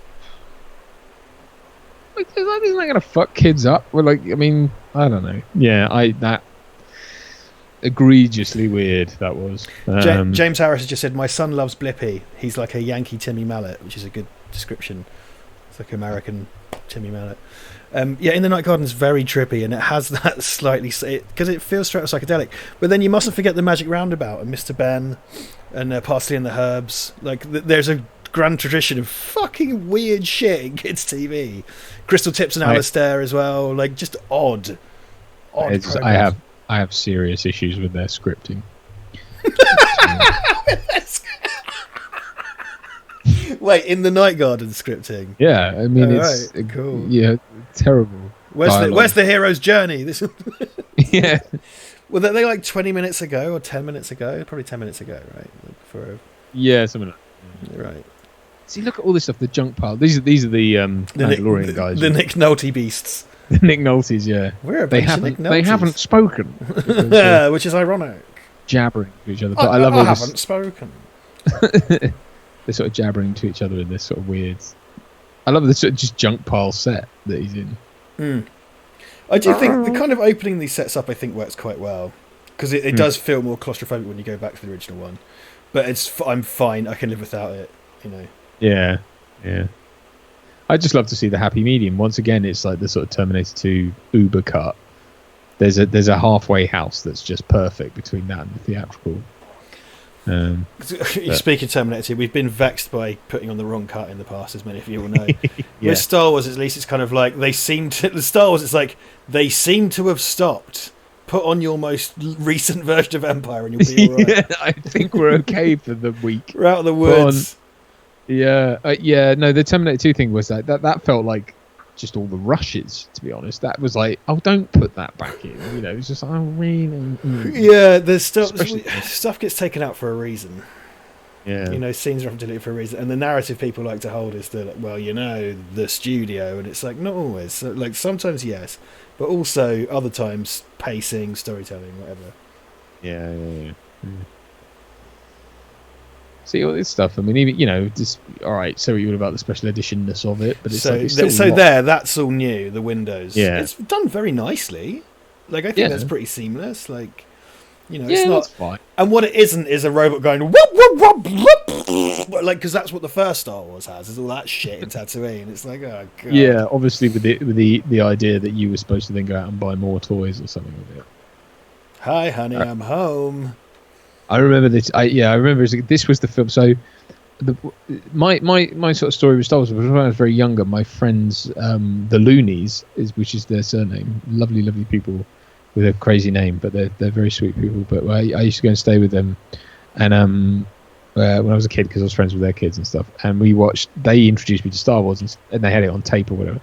And I think I don't know if I watched Empire first or if I watched Star Wars first. Maybe we watched Star Wars first. Assume we did. But the thing that stuck in my mind though was this film, and it was seared into my brain because like I was scared shitless basically by Darth Vader, as a lot of kids were. You know, this would have been, I guess, very early 90s or something, which is crazy to imagine now. But yeah, and I just remember being like scared shitless by Darth Vader. And then like having to sleep because they had bunk beds, and I was on the bottom bunk, and they had a night light that was like looking at me. And for some reason, I thought that might be Darth Vader, and he was going to come walking down the corridor and get, whatever, you know. And it was just like, but you know, I mean, it's scary. There's stuff in it. Darth Vader is a proper. Well, when they evil. torture Han, and then he just says they didn't ask me any questions. Yeah, it's horrible. It's really horrible. We should say a big hello to 6-year-old Jack. Because James Harris is watching this stream with his son, and he likes your voices, Duncan. Hey, So, hello, Jack. Jack. How Thank you doing, man? my friend. Your dad's a deeply responsible parent. This is for grown-ups. You should but let your son watch this. We're going to let you off, Jack. So have fun. We're glad Fine. you're enjoying it. Oh, there you go. Rich, can you say hi to my boy Jack? Just after we said hi to Jack, I read that. Blippy, because Duncan hasn't seen Blippy, I'll try and do a Blippy impression. Blippy is like every hyperactive, annoying kids' TV presenter. And it's like, yes, we're going to learn about tractors. Oh, tractors, they're fun. Like that. That's your life for the next 10 years. You're going to be watching. I don't know. He's very Timmy Mallet-esque. He's got the kind of big glasses and the sort of clownish clothes. Sorry, Jack. I know you love Blippy. I'm not being mean about Blippy. Blippy is a deeply successful YouTuber, which is the opposite of us. He was a comedian who made some sort of like edgy social experiment prank videos that didn't really work for him. And he restarted himself as a children's entertainer and started making children's content, and it's just this huge success. And he's been deeply popular. Yeah. So there you go. Very quickly, just say Colin McLean, who I'm assuming is not watching now, but he sent us $5 Oh, thank you, Colin. on PayPal with a note that says, "Hey guys, just checking in now. Unfortunately, not able to watch along this week. Got family commitments to attend to, but I don't ever donate, so I figured this is as good a time as any to contribute." Colin normally comes every week. I hope it works. I know you guys are taking a break after this week, but thanks so much for the needed weekly laughs, just to unwind in a time of turmoil, and uncertainty around the world right now. Cheers. Thank you, Colin. I really appreciate that. I hope you hear this back on the replay when you listen back. But God bless you, sir, and I hope your family commitments are indeed attended to now. Now. Colin will be watching this back in its own time, I imagine. I'm wishing he wasn't. It's terrible content. Oh god. Yes. So the Star Wars. Did you ever watch the Droids cartoon? So I used to watch the Droids cartoon when I was little because it was on Saturday mornings. Because there was the Ewoks cartoon and the Droids cartoon that I used to watch both of, and have retained none of, I think. But it's one of those ones because I was little, I was like 5, so it's not. I wasn't making particularly detailed memories, but it is something. Star Wars to me for quite some time was those cartoons because the movies would be on ITV and stuff, but I was getting a more regular fix of the Droids cartoon, which featured the voice of Anthony Daniels, who would come to your birthday party if you asked him. It'd be quite fair good. enough. Yeah. That bed that just slid out from the wall that looks like it's made of it's huge. It's just like a granite worktop. And he's like, lays back on it. See this stuff again. Billy D. Williams, man, and the Lando and Han thing. It's like it's so you don't need any more. That it's the acting, B, it's the script. You know they have a history together. Yeah, again, I didn't have all the problems with Solo that a lot of people had with it. I thought it was all right, but it's so unnecessary. Well, that's the thing. Solo's fine, but it's pointless. So what? Yeah. Why? What's the point in this? Because this is a really great relationship because it's, he's your mate that you used to chum around with and do dumb shit. Except he's sorted himself out. He's got a respectable business and stuff, but they're basically still the same guy. So he's trying to chirps his bird, to use the language of the street. And he falls back into old tricks, and also kind of Han just coming back into his life ruins all that legitimacy. Yeah, exactly. Yeah, he's tried to cover himself up and be a respectable guy, but he's getting, it's hubris is drawing him back into, and he's put on this mask as a sort of responsible leader, but it's not really holding together. And I just think, and the frustrating thing about Solo is it's like you see them meet and then essentially part in a space of very quick time. Like you expect there to be loads of adventures that they're going to go on, and that seems to suggest that that's the only time they met before this. Because he legs it, he runs off into the thing, but it's kind of like surely, buddy, and it's like, are you, because you met for 5 minutes and then I suppose it could be because they wanted to do sequels to Solo with Darth Maul in them or whatever. Okay, so I guess maybe they were implying that I imagine he would have come back for that. Donald Glover is a really great choice for that as well. I think that's a really good. Yeah, no, he's fantastic. I mean, again, the flaw with Solo is not with, I don't think, anyone in it or the filmmakers or even the script. Really, it's just the fact that it's a defunct premise and it's just sort of redundant in a way. What they do with, I think, all the characters in it is fine. It's just I suppose. But then one could say that about Rogue One. You could say, well, you know what happens, so why the fuck? Yeah, but I suppose with Rogue One, because Rogue One, it's a whole new cast of characters and stuff. We know what happens, but it's a whole new cast of characters. So there's that. Whereas Solo is kind of like, and it is, you always end up acknowledging Red Letter Media when you talk about the fucking Star Wars stuff. But it was all very much about how Han Solo got his belt and his stripy trousers and his jacket, and it's just like, because the whole thing, I'm fine with his name being Solo. It's a space thing. Everyone's called Wenlar Skendenk. It's not like, it doesn't matter. Sometimes I have to go like, because you're alone. Okay, like that's need to be in the film. Yeah. That's classic. That bit, kiss and stuff. It's, I love you. I know. I should have used my fucking. I thought about Tom with the lighting today, and I've realised I should have done the yellow light from underneath and then the blue from the top. Yeah. Oh well. The great, and it's a great moment as well when like Chewie kicks off and he's like, "Rah!" and he's raging, and it's like, and that's a great moment for Han Solo as well, because he's like, calm down, there'll be another time, which means he's changed, right? Because he's the impulsive one. Yeah. But he's not. Yeah. He's changed now. He's sacrificing himself essentially for everything. Yeah, it's a great bit of character growth. He puts himself on the line. He was a selfish ass before, and now he's part. And he's accepting. That's the point as well. He's accepting of where he is, and it's like, wow, that's quite profound in a way, for a space film. Yes.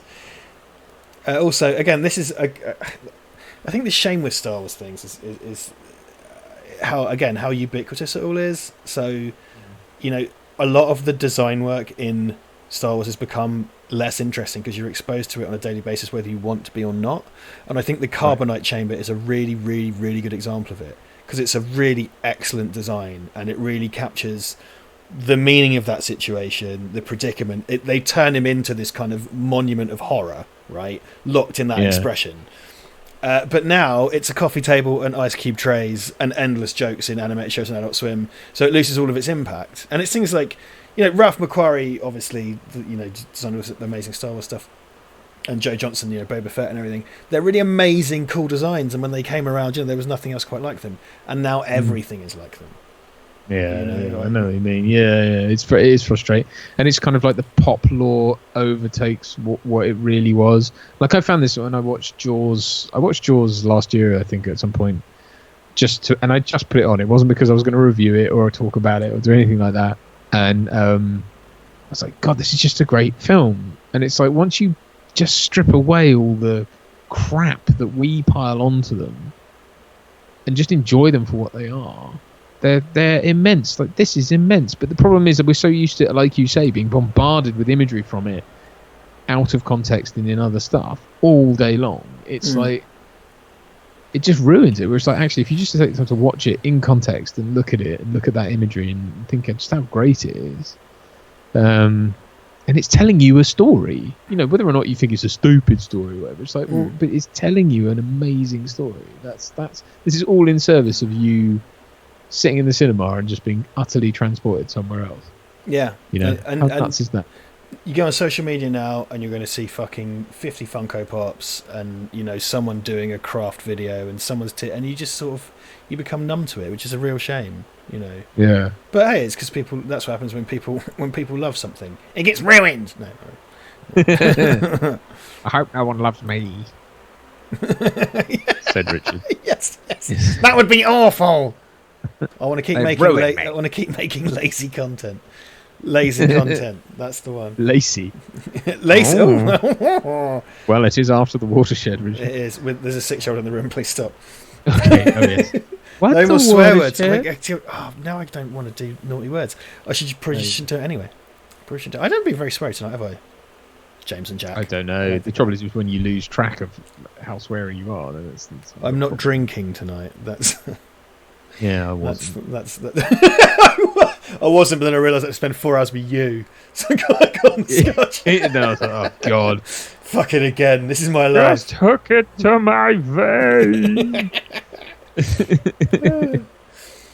Doug Ronnicott, why is Boba Fett so popular? Is it just that people like the outfit? I've never really understood the appeal. When I was a kid, Boba Fett was like my favourite thing from Star Wars. And I think the thing was because it is like we sort of said about the Predator. It's a cool design, like he looks cool, but he's very mysterious. You don't know a lot about him, so it causes you to sort of imagine what he's like. And I think the more, and again, like anything else, the more you see of it, the less interesting it becomes. So like, I don't want a Boba Fett movie. It seems that Boba Fett's going to turn up in The Mandalorian, which I'm kind of disappointed about because I kind of liked the way they avoided that. It doesn't need to be about, you know, and Boba Fett, guess what, he fucking died, he fell in the pit because he's a background ancillary character. That's why, it's a reused design, because wasn't it a design for the Stormtroopers originally or something? Yeah, they were originally called Super Troopers, and Joe Johnston designed, the director Joe Johnston designed them, and if you imagine Boba Fett but completely white like a Stormtrooper was the original idea, and then they repurposed it. The funny thing is, I mean, it's like when you say things like Super Troopers and stuff, it reminds you that like the original one was this sort of Flash Gordon space opera that through editing kind of got a bit more serious, and then this just goes full tilt like space opera seriousness, and then this is what Star Wars became. It was not this. Well, so if you see those, you know, his like Lucas's original script was called like Star Wars: The Adventures of Deke Starkiller from page 79 of the Journals of the Wills, or whatever. And it's just sort of like, if that landed on my desk, I'd just be like, get out of my office. Get out. Well, someone made the comic of that script, and it's completely bananas. It is the maddest kind of, like you say, because Star Wars is space opera, obviously, and it's become more so, but the original version was just absolute, like, borderline L. Ron Hubbard level kind of crazy. You think as well? I mean, maybe that's the problem with the prequels, is the fact that like the Irving Kershner et al. Really defined what Star Wars is. It's the kind of it's the Bob Kane Bill Finger thing of like, it's like if you may have drawn it, but it's like you didn't get to define it, and that's like, I think that's what happened here. It's like actually it got defined by people who took the kind of aesthetic and the idea and everything. It's like, all right, they didn't come up with the genesis, but they really made it what it is, and then you tried to undo that when you got control of it again. You know, I'm not that he didn't have control through this. That's wrong, but you know what I mean. It's like once you got back in the director's chair, it's like, all right, I'm going to undo all that, and it is about silly craziness and, you know, sort of high camp stuff. It's kind of he's a bit of a deadbeat dad, but I'm not sure if deadbeat's fair. It's like he had the kids taken away from him rather than rather than he walked out on them. It is odd, and it's like, you know. Because I think that's the funny thing about George Lucas, because George Lucas made Star Wars, and they did very little else in the intervening years. Tons of writing and producing, of course. So I remember, like, you know, his name was associated with this really high quality of product. And it was like, he's coming back to direct Star Wars. It was like, oh, well, he directed Star Wars, the most bestest thing in the whole world. So him doing these new Star Wars films is an amazing thing because he's a genius filmmaker. And then Phantom Menace come out and it's like, oh no, he hasn't done anything for 25. Oh no. And then we were locked in that 6-year cycle of I guess maybe he fell on his head or something. I think he's been eating paint chips. Oh no. Oh no. Oh no. Oh my. Oh my. This isn't very nice. Benny Legend says, Duncan, I heard Stallone read for Han Solo. Character. Yeah, a bunch of people did. I think that even like Burt Reynolds, and I think oh god, it's one of those. Kurt thing. You're right. From Duncan's having a stroke. Kurt Russell. Oh, Kurt there's Russell. a screen test of Kurt Russell, isn't there? Yeah, Kurt Russell did it. Yeah. Look, again, looking like a baby because he was so young. Yeah. Did he screen test for Solo? For Han Solo, I think it was. Yeah. Because I think it's him reading the dialogue. I don't think opposite Mark Hamill. Could be wrong. But yeah, he's in one of the one because I think it was Hamill's screen test or something. He had him in it rather than. Oh well, of course. When we went and filmed with Robert Englund last year, he told us that him and Mark Hamill were very, very, very, very good friends, and Englund was going up for Han Solo. And Mark Hamill was at Robert Englund's house, and he saw the Star Wars script and said, "What's that?" And he's like, "Oh, it's this movie. I don't think I'm going to get it." And then Mark Hamill read it, liked it, and went to Lucasfilm that Monday and got an audition. So, I mean, I wish things worked like that. Hey, that's... As in, like, I mean, I wish I could see a script on someone's desk and go, "Hello, the filmmakers. Can I be in your thing? Or Well, can I think they were thing?" they were auditioning everybody though for that. I don't think. Well, it was like it's just not how it works nowadays. I mean, it's like, you wouldn't get that's not even. It's the 70s, man. man. A new thing. It's the 70s. I guess, man. I guess it's just like just does not work like that anymore. There's no fucking way. Well, because as well, you didn't really have casting directors back then either. That's the thing. Casting directors is a relatively new thing, and they are gatekeepers who have put themselves in the way. And for right or wrong, I do understand why they're there, and they do a very valuable job. I'm not slagging off casting directors, but I'm just saying that it's like that there's these layers of people you always have to get through, whether it's them, whether it's agents, assistants, or they surround themselves with armies of people whose job it is to keep you out, because everyone wants to be an actor. I mean, unfortunately, that's just the way it is. Everyone has this thing, well, I was quite good in my school play, so I guess I'm an actor now. I mean, that is unfortunately what you're up against. It's just everyone having a go, and so unfortunately, but see, like the idea that Mark Hamill was like, I like that. That's a great idea. Hi, Lucasfilm. Like, can I audition? And they're like, yeah, come in. We're not doing anything today. It's like, what world was that? See, Lewis has said Mark Hamill says that's a load of shit. Now, Mark Hamill's people do. But Right. Mark Hamill hasn't said that, but his people say that. Right. Lewis, we're friends on Facebook. I'll tell you why later if you want. Yeah. Well, exactly. You've got it firsthand, mate. Yeah. I'll tell you why later. Just yes. So this. Anyway, let's not get drawn into a lawsuit. No, absolutely not. This scene and the return, particularly the Return of the Jedi fight scene, because I think the important thing to remember is like the lightsaber fight scenes are quite short and climactic parts of the film. Whereas in the prequels, it's kind of like, in the prequels, it's more like they want to see loads of that, so we're going to see loads of that all the time. And when I was 16, I wanted loads of that, but when I watched the prequels, I realised I didn't. They're so emotionally motivated. Yes. That's what makes them interesting, particularly the one in Jedi, where, like, he's hiding from Vader, and clearly the whole point is, like, Luke is conflicted, and they do the thing where half his face is lit and blue and stuff. And, he kind of says, like, fine, I'll turn your sister, and then Luke loses it. He's goading him, and he loses it.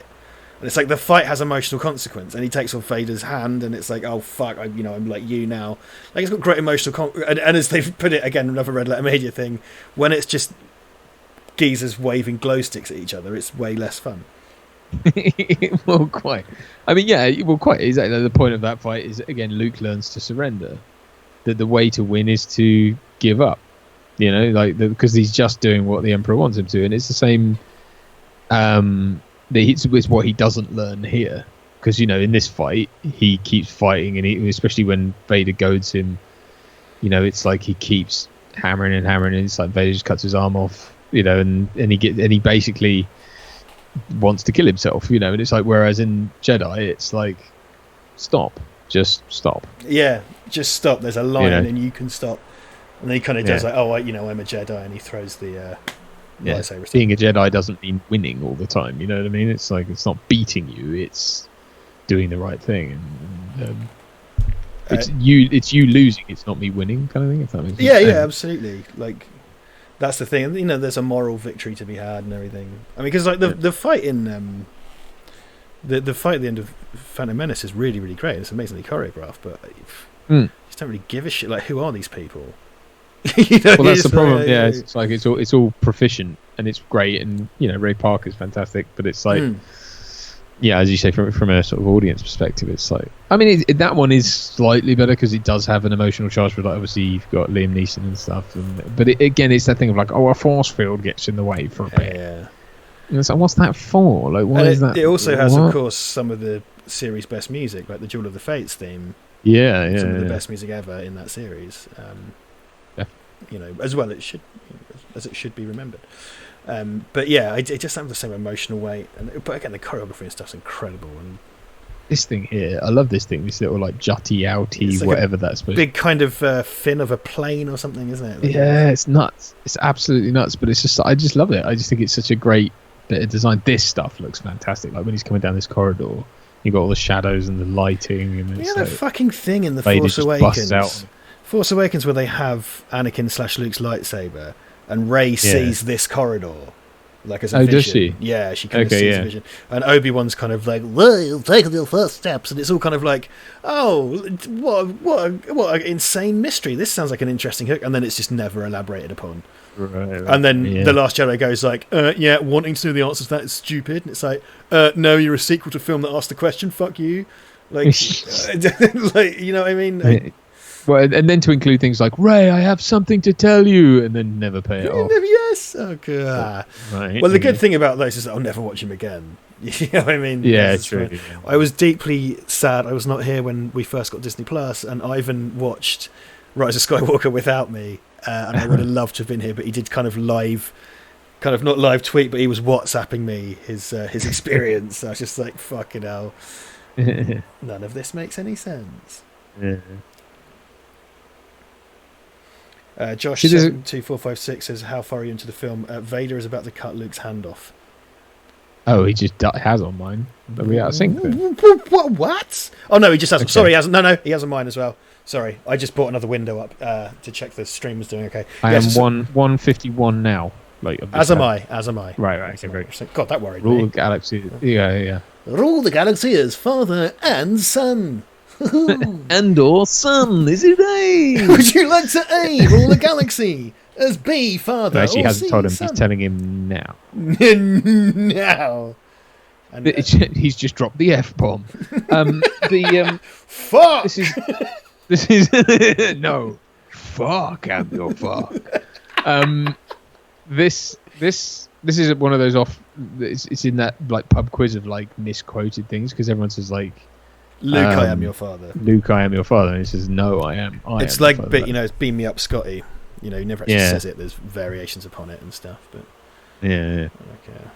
Similar thing. Oh fucking hell! He's only my bloody dad. Oh no!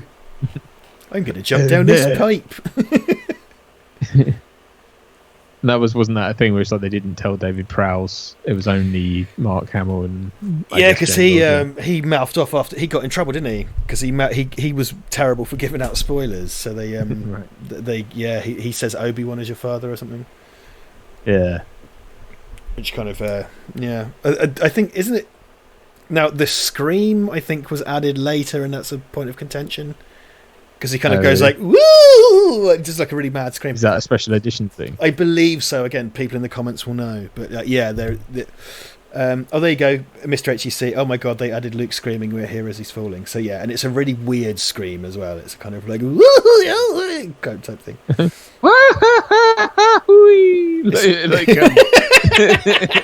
like Goofy.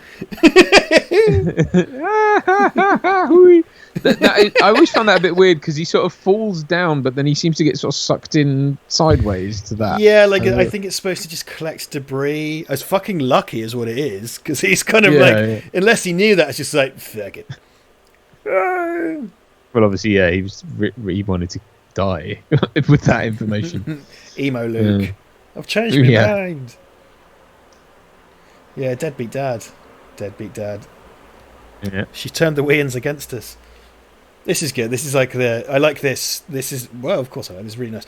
The kind of, as they're fleeing, Vader's reaching out to him.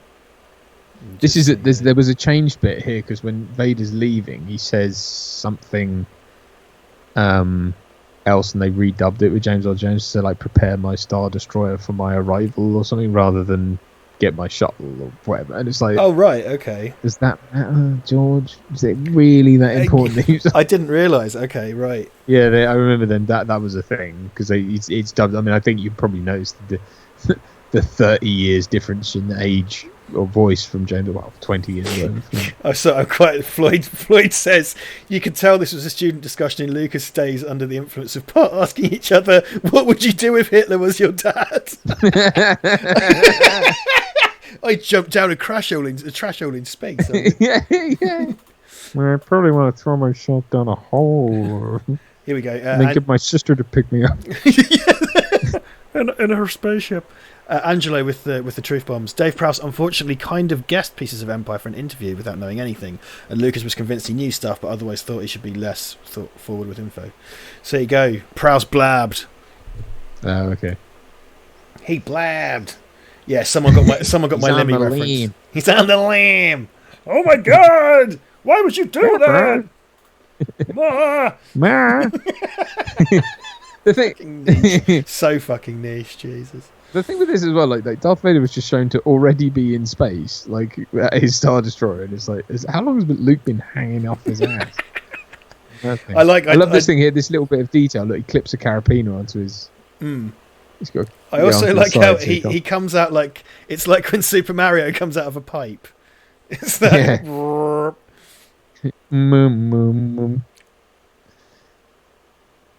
It's cool, man. It's great. I mean, when you think about it, these effects, but I think this all holds up like immensely well. But then I suppose maybe it's been enhanced digitally. It's hard to know, isn't it? Yeah, this is the thing, and I think they've color corrected it differently. So much has happened, and I watched a great video that just explained that he's been tinkering with Star Wars, of course, since it came out. And extra theatrical runs added Episode 4: A New Hope to it, of course, because this film was Episode 5, so they that's one of the first things to happen. Raphael says the door that sucks Luke in was Force sensitive. Very good. Oh man, this shuttle bay thing that he's in is like, that's a whole set. Yeah, in and of itself, purely for him to just turn up. Like, and nuts. The bit in when the Emperor comes to the Death Star in Jedi, and there's that shot because it's a matte painting. I think they probably changed it digitally now, but it's like a matte painting of all the stormtroopers in formation. It's just this amazing. It just looks cavernous, this huge thing, and they're walking past. It's still massive. Sort of like the set is still enormous. Yeah. Oh like, God, yeah. Just to get that wide, right? Like, did they film this? I know they filmed the first one at Elstree, but did they film this? Like Pinewood, Shepperton. I mean, they would have needed huge stages to do that. Angelo knows. I'm going to defer to a higher power on this one, I think. Oh, here he's just written that. Here are some bits. The last shots of this movie were added when Empire had been released on 70mm. Bang was up for more shots. Jesus Christ. Oh, you dirty old man. We're going to Bogner. Oh, we could definitely be a rebooted Steptoe and Son. Oh, Harold. No one knows what we're talking about because they're either too young or. Oh, there are definitely some people of a certain age who know what we're talking American. about. Americans. Not that we were alive when it was going on. Americans. The show Sanford and Sons was a remake of the British show Steptoe and Son. So there you go. There you go. So people just. Oh, Harold. Like an old. I'm American. No, they were. You dirty old man, you. They're black. They're black in Sanford and Son. Oh, okay. Sorry. Yeah, so it's I assumed Jewish because that was what obviously Steptoe. Fair enough. Different direction. But I shot some special effects shots. They're amazing. See how rushed they are. There you go. I gotta tell you, This Luke Skywalker, he looks like a piece of shit to me. Okay. You know, I'm fucking around here. You fucking kiss your own sister. Fuck you, okay? No, I'm done. Alright, fuck this. They asked me to do Star Wars. And I said, I can't go and live like that. I can't go and do that for real. I said, you know what? Go fuck yourself. Alright? George, whatever. Fucking Lucas. Yeah, shove your space lightsaber up your fucking ass. Your space lightsaber.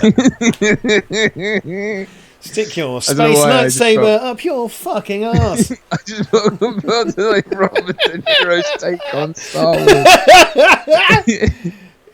I can't live like that for real, so I won't do it.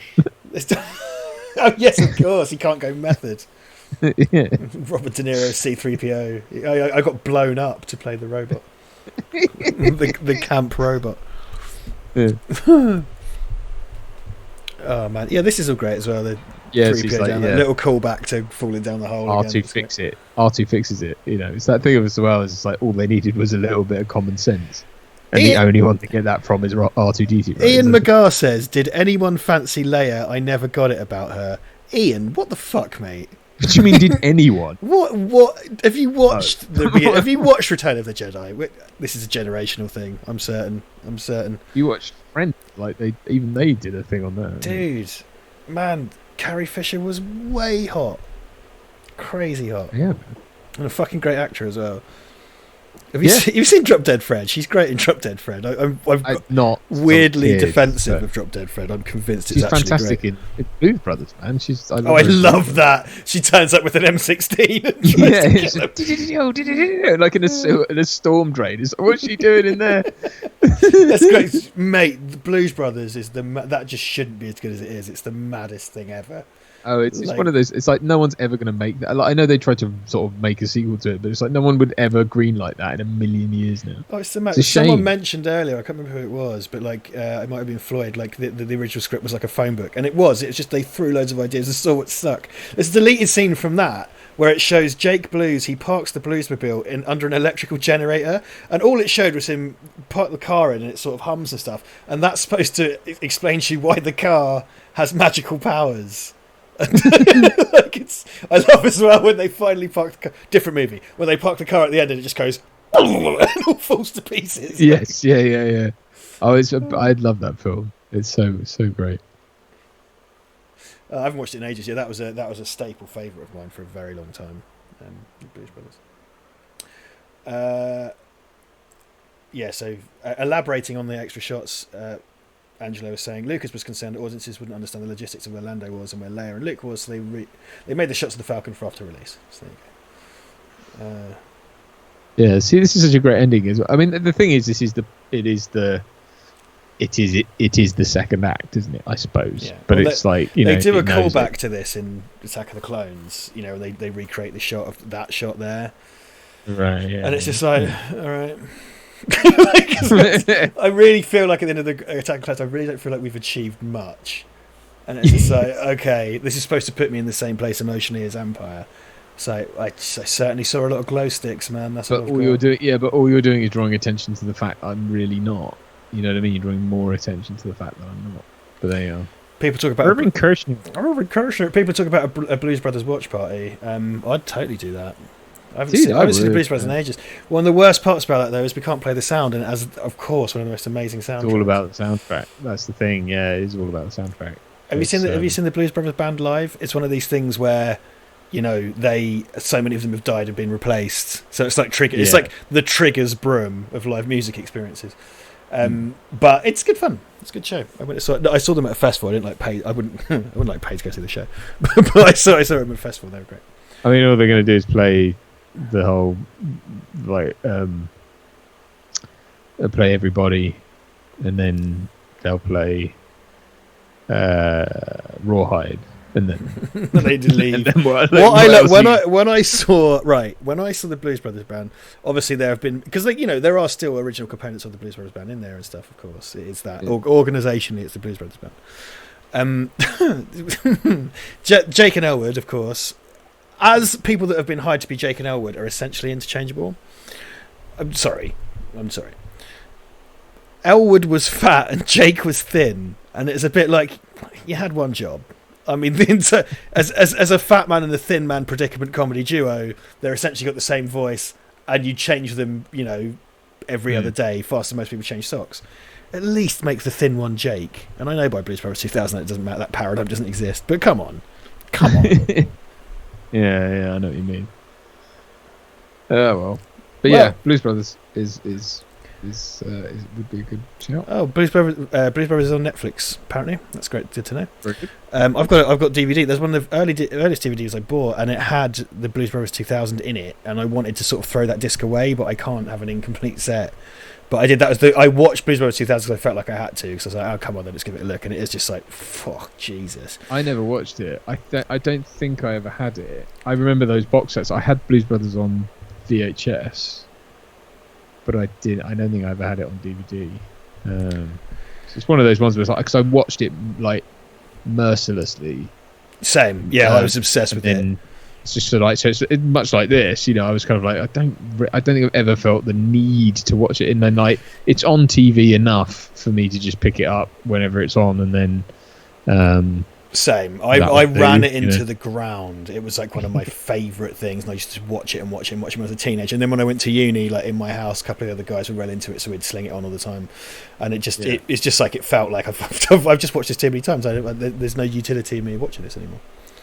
Exactly. Yeah. Yeah. I mean, but it is one of those things where it's like, actually, when you've got that much time between the last time you watched it and now, it's like, actually, like this, I think it is worth going back and watching, because actually you'll probably find an awful lot more in it than you remember. Because even just looking at this without the sound on, I'm like, my God, there's so much in this film that I just never really kind of. The Blues Brothers always felt like a filmmaker's film to me, and it's got fucking Spielberg in it in the end, but it always felt like a kind of filmmaker's film, and it's a big, mad, untamed beast because it's quite long as well. The thing with Blues Brothers 2 is that they wheel out a lot of the same musical guests who do different songs, but it's also it's like really dead-eyed. It feels like no one wants to be there, and it's a very weird sort of upsetting experience. True.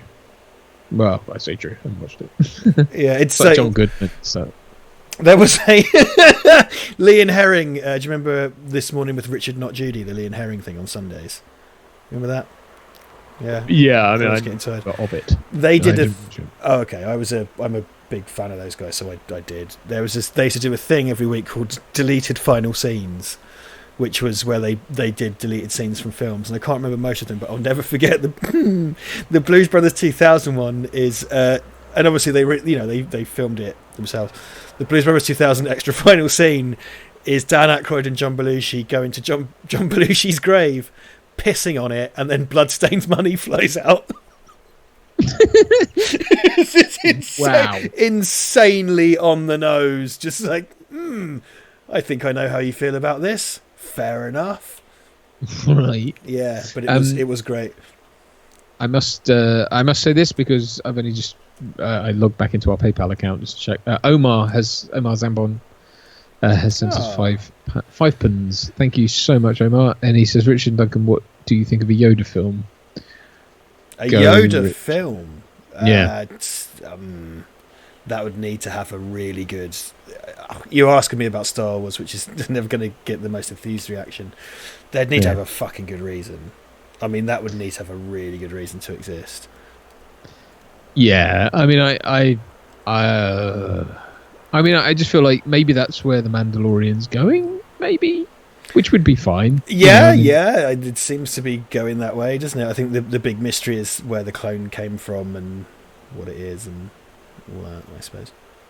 Yeah, I mean, I don't think you could make a film just about Yoda. Honestly, I don't. I mean, he was, again, like I say, he's a plot device in this, and then in a great one. Don't get me wrong, and a great character, but it's still a plot device. Well, I think just the way he turns up in the prequels.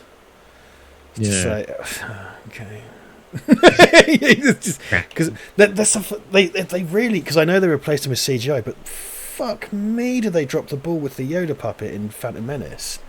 It looks so weird. It's like as it looks like, you know, a different member of the same species, but it's kind of like, what the fuck is this? You've made a weird thing, basically a kind of sentient Muppet made of snot. You've made that look weird, crossing the fine line of adorable to weird, I suppose. I guess, yeah. I mean, it felt lifeless. It just felt, you know. I mean, I don't know. I mean, I'm not in charge. I doubt at this point anyone's going to give me a job on a Star Wars film. So, yeah. You know, so you like. You know, just kind of, it's stuff I love, and it's stuff that I know that I don't believe anyone sets out to make a bad Star Wars film. I don't think anyone who's made any of the more recent stuff has wanted it to be bad, or it's just been lazy or whatever. You know, I don't believe that, but I do think that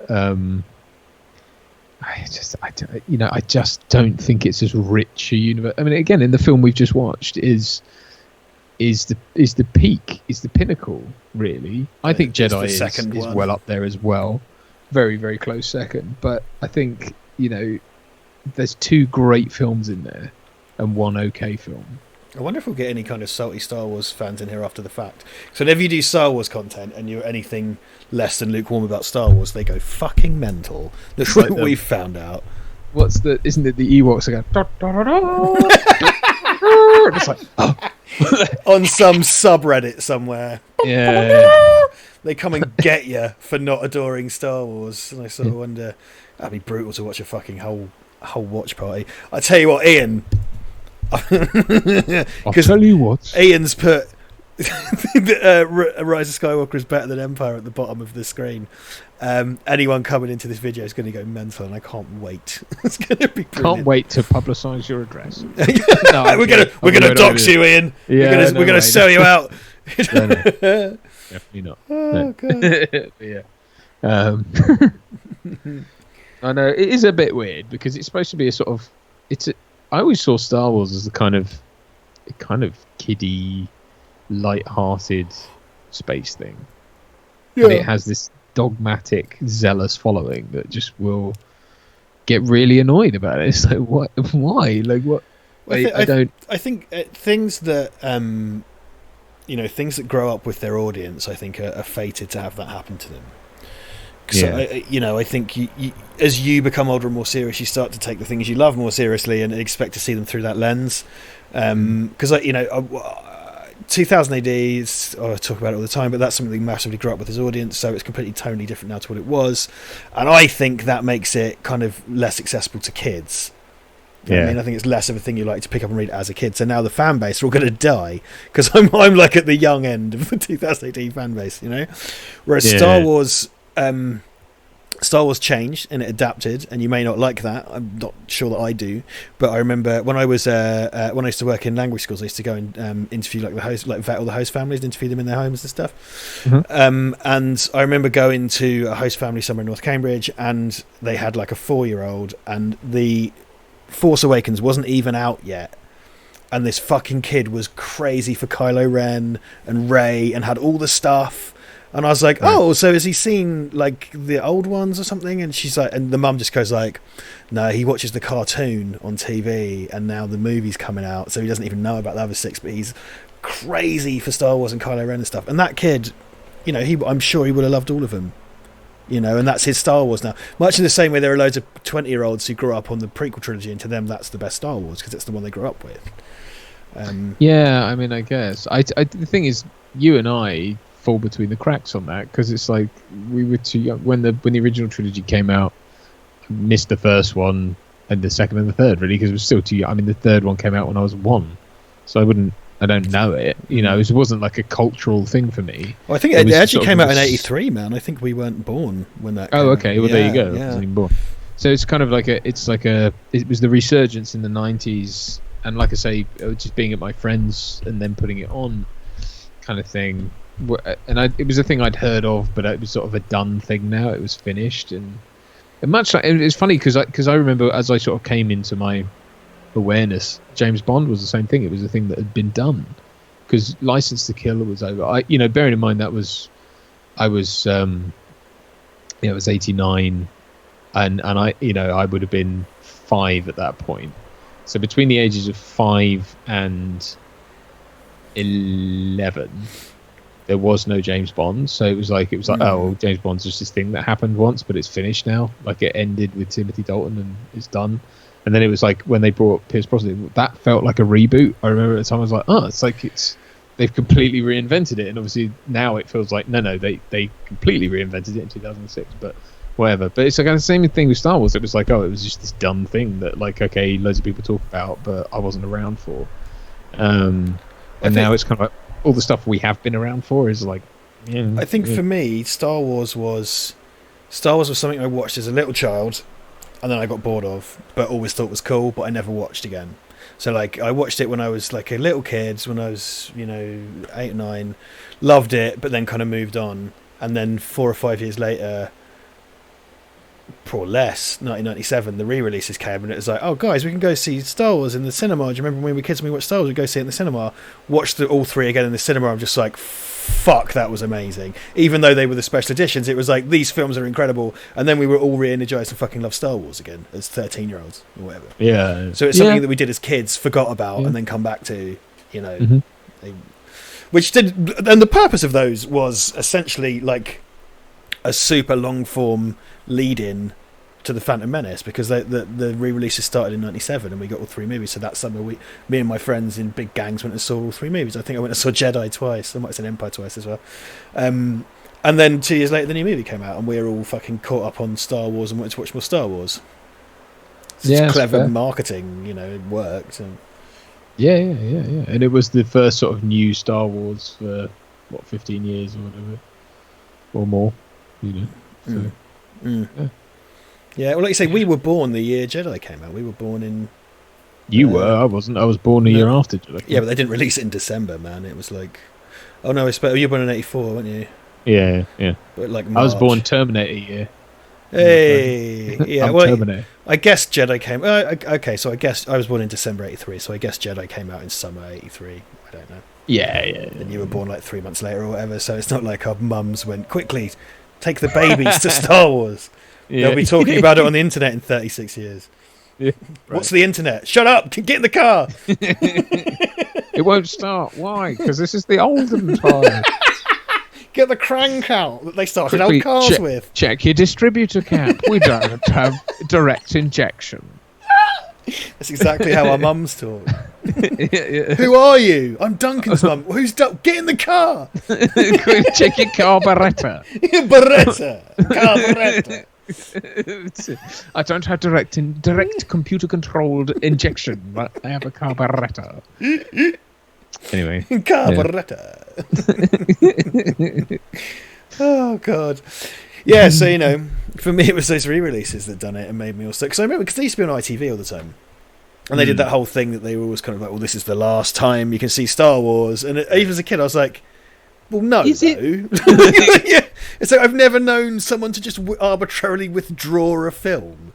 Yeah. It's like, oh no, if they just kind of went. I mean, some people would object if they went, oh, by the way, we're never showing any Fast and Furious films ever again, and if you own it on digital media, those have been programmed to melt. So yeah, no, we're just arbitrarily removing the hugely successful franchise. Yeah, we're just removing them from circulation for no reason. We're just doing it because we can. Turns out, if you zoom in on certain frames of the Fast and Furious series, Mein Kampf is displayed. It's like, oh shit! Prominently. It's tattooed on the rocks left. Oh yeah, it's just the entire. I once saw a poster that's the entirety of the King James Bible on one side of A1 paper. It's like that. Yeah. They've just put that in every Mein Kampf. If you watch it in 8K, you can read it. Oh god. Get rid of it. Can you imagine if that was the next scandal? Like 2020's been so weird. I'd totally believe it. It's just like I would not put it past. Well, the fact is, that in American Tail, there's like a dick drawn in one of the cells. Yeah, and there was actual titties from a porno in a window that they had to remove. Yeah, so there was live action breasts when they went past the window. Because a bunch of Disney stuff had. Well, there was. Jessica Rabbit's Fanny is the famous one, isn't it? That had to be removed in subsequent releases of Roger Rabbit. And there was like, oh man, The Little Mermaid. There was a whole website used to collate these, and I was just like, these are amazing. The Little Mermaid had these kind of gold castles, and one of them was very much a human member that's been excised from subsequent versions. Mm. I'm not googling that right now. Yeah, there used to be a web, in the old days of the internet when that kind of stuff was interesting. Now it's kind of like top 10 willies in children's films.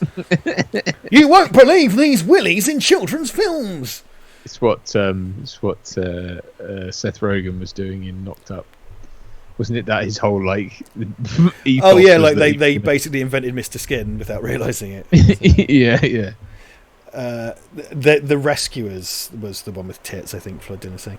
Hitchens Immortal says, I'll never get over the British colloquial use of fanny. No, Hitchens Immortal will never get over the American colloquial use of fanny, because when Americans are talking about their fannies and they mean their backsides, we're all just rolling with laughter. It seemed to go like one level up or down. It's like pants. Yeah, it's one level. What? It totally we're one is. level behind. They were all like one. No, it's trousers. You hear Americans just going like, "Oh, I fell on my fanny," and it's just like, said a man. Yes, but, right. And fanny pack. Oh my god, fanny pack! Amazing. People putting things in their fanny pack. That's one of the most comedy gifts ever. A fanny pack. It's like you buy a fanny in a pack of 6. Have you got your pack of fannies? I bought a pack of fannies. Cheeky fanny. To be fair, no one would ever say what you just said. I've heard him say it. I've heard so many fucking versions of fanny said by Americans. Definitely have. And just the way they talk about their fannies. Dude, it's way funnier our way round, trust me. Yeah, I've never. I mean, yeah, I don't know. It's like jelly and jam and all these things. Like, why? I guess it just comes from a post. Well, not either. It wasn't. They weren't a colony, but you know what I mean. It comes from an FU Britain point of like, no, it's new. It's like, well, it's done about, because I think arse to where do you live? ass was Birmingham. It's like, Birmingham. well, I think let's go. I think it's something else. You're never going to. You're never going to resolve, like, because if you try and get an American to say Leicester, they have a stroke, and it's kind of like, all right, fine, but you don't say Wednesday, do you? You say Wednesday.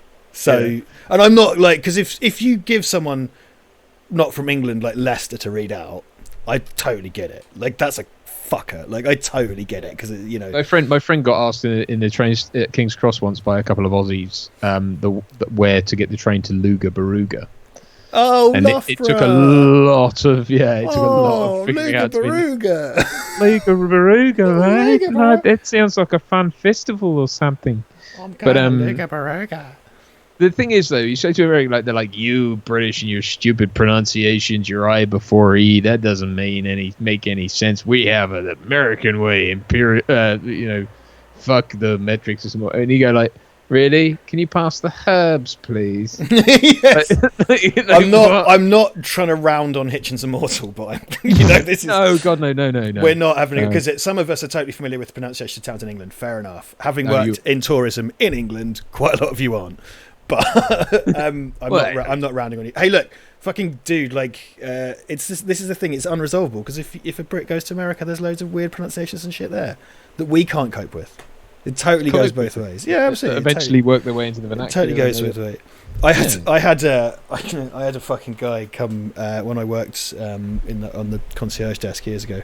American guy come in in Cambridge.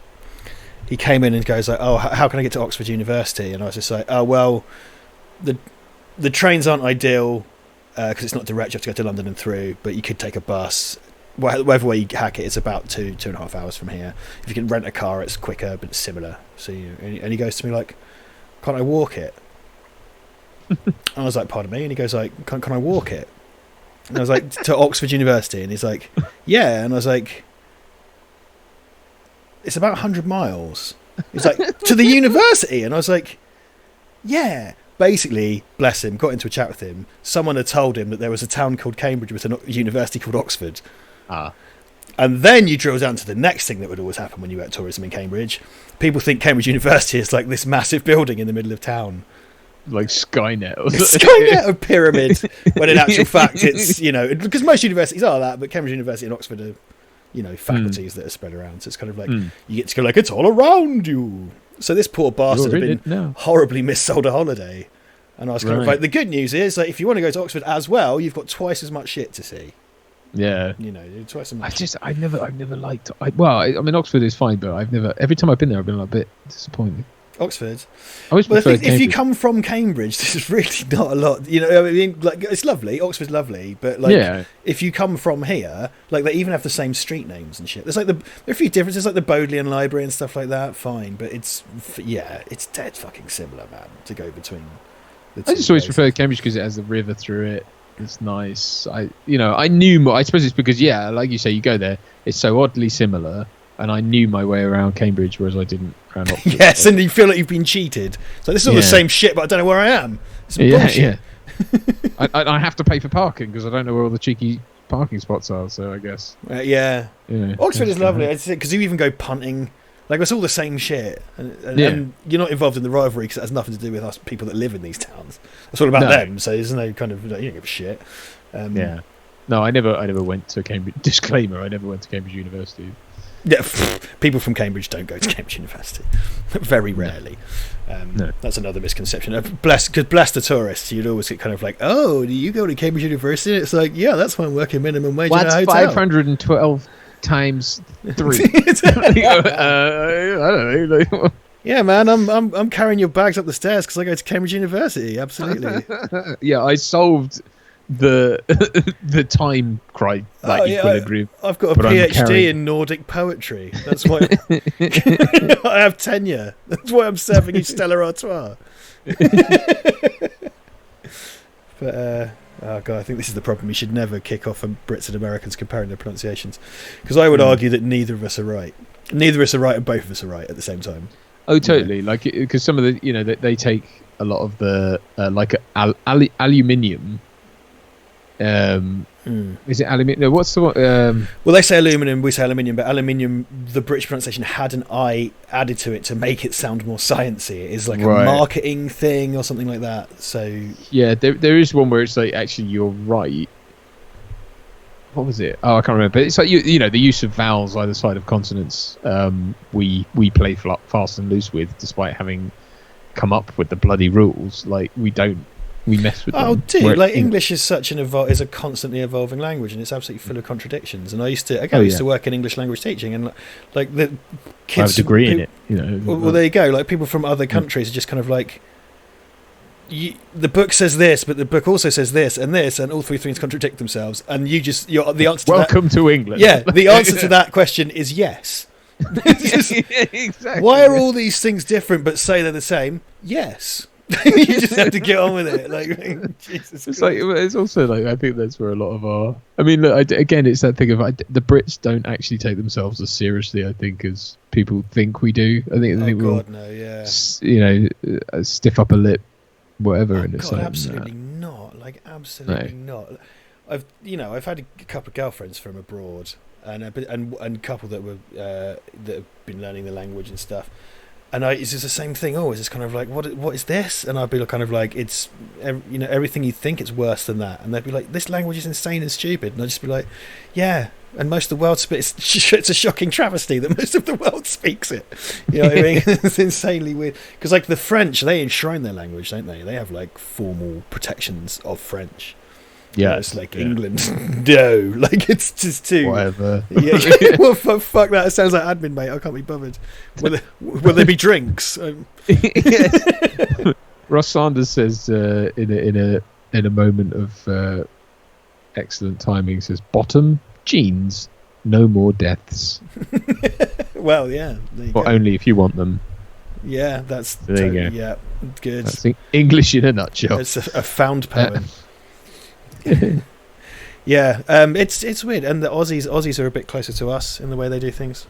And some because South Africans have, because they say mate and things like that. But it's weird. They say brew. Brew. Hi brew. Here's it brew. Here's it my brew. Rabbits. Yeah. Have you seen Blood Diamond this week? Like, you know. Steve Allen says if you try to show Americans Vic and Bob, that is insane. Vic and Bob and Harry Hill. I remember because Charlie Brooker showed a bunch of Americans Shooting Stars. They were just like, "What is this?"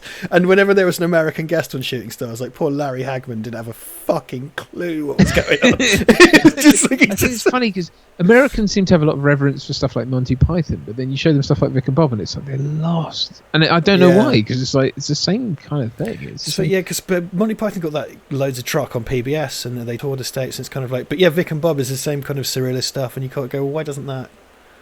Yeah. So I don't know. It is. It's weird. It's weird. Yeah. Well, there you go. We've solved international diplomacy. You I think can't we come here have. for the Star Wars. Stay for the solved international diplomacy. And all wrapped up in a neat bow in time for us to finish at 11 o'clock. Look at that, Duncan. Look at Duncan's case file. All right. Well, Ricardo Jack the Band. Jack the Band. We're taking a week off. I'm back 2 weeks. We go and chill because it's time to chill. And just I think it's time for you all to take a break as well. Not for Duncan. I think so. Duncan's. I have antenatal stuff and what is it? The NCT classes and a wedding anniversary to enjoy next Thursday. So that's yes. I'm going to end up just playing Project Zomboid every day, all day, every day. I think sounds good too. Me. So watch out for the new video Monday. I'm quite proud of it. It's not very long. That's only 4 minutes long. And if you're on Patreon, you've already seen it. And then we're going to chill out, and then we're going to come back. We're going to smash Midnight Run though soon. We'll do that in the at some point, right? We'll set aside some time. I agree. That's like an hour, half an hour. Totally fine. Always down for that. All right, we're going to smash cut to credits. We loves you. We'll see you soon. Enjoy some Star Wars. All right. Thank you, guys. Thank you so much for this evening. We appreciate it. I put the wrong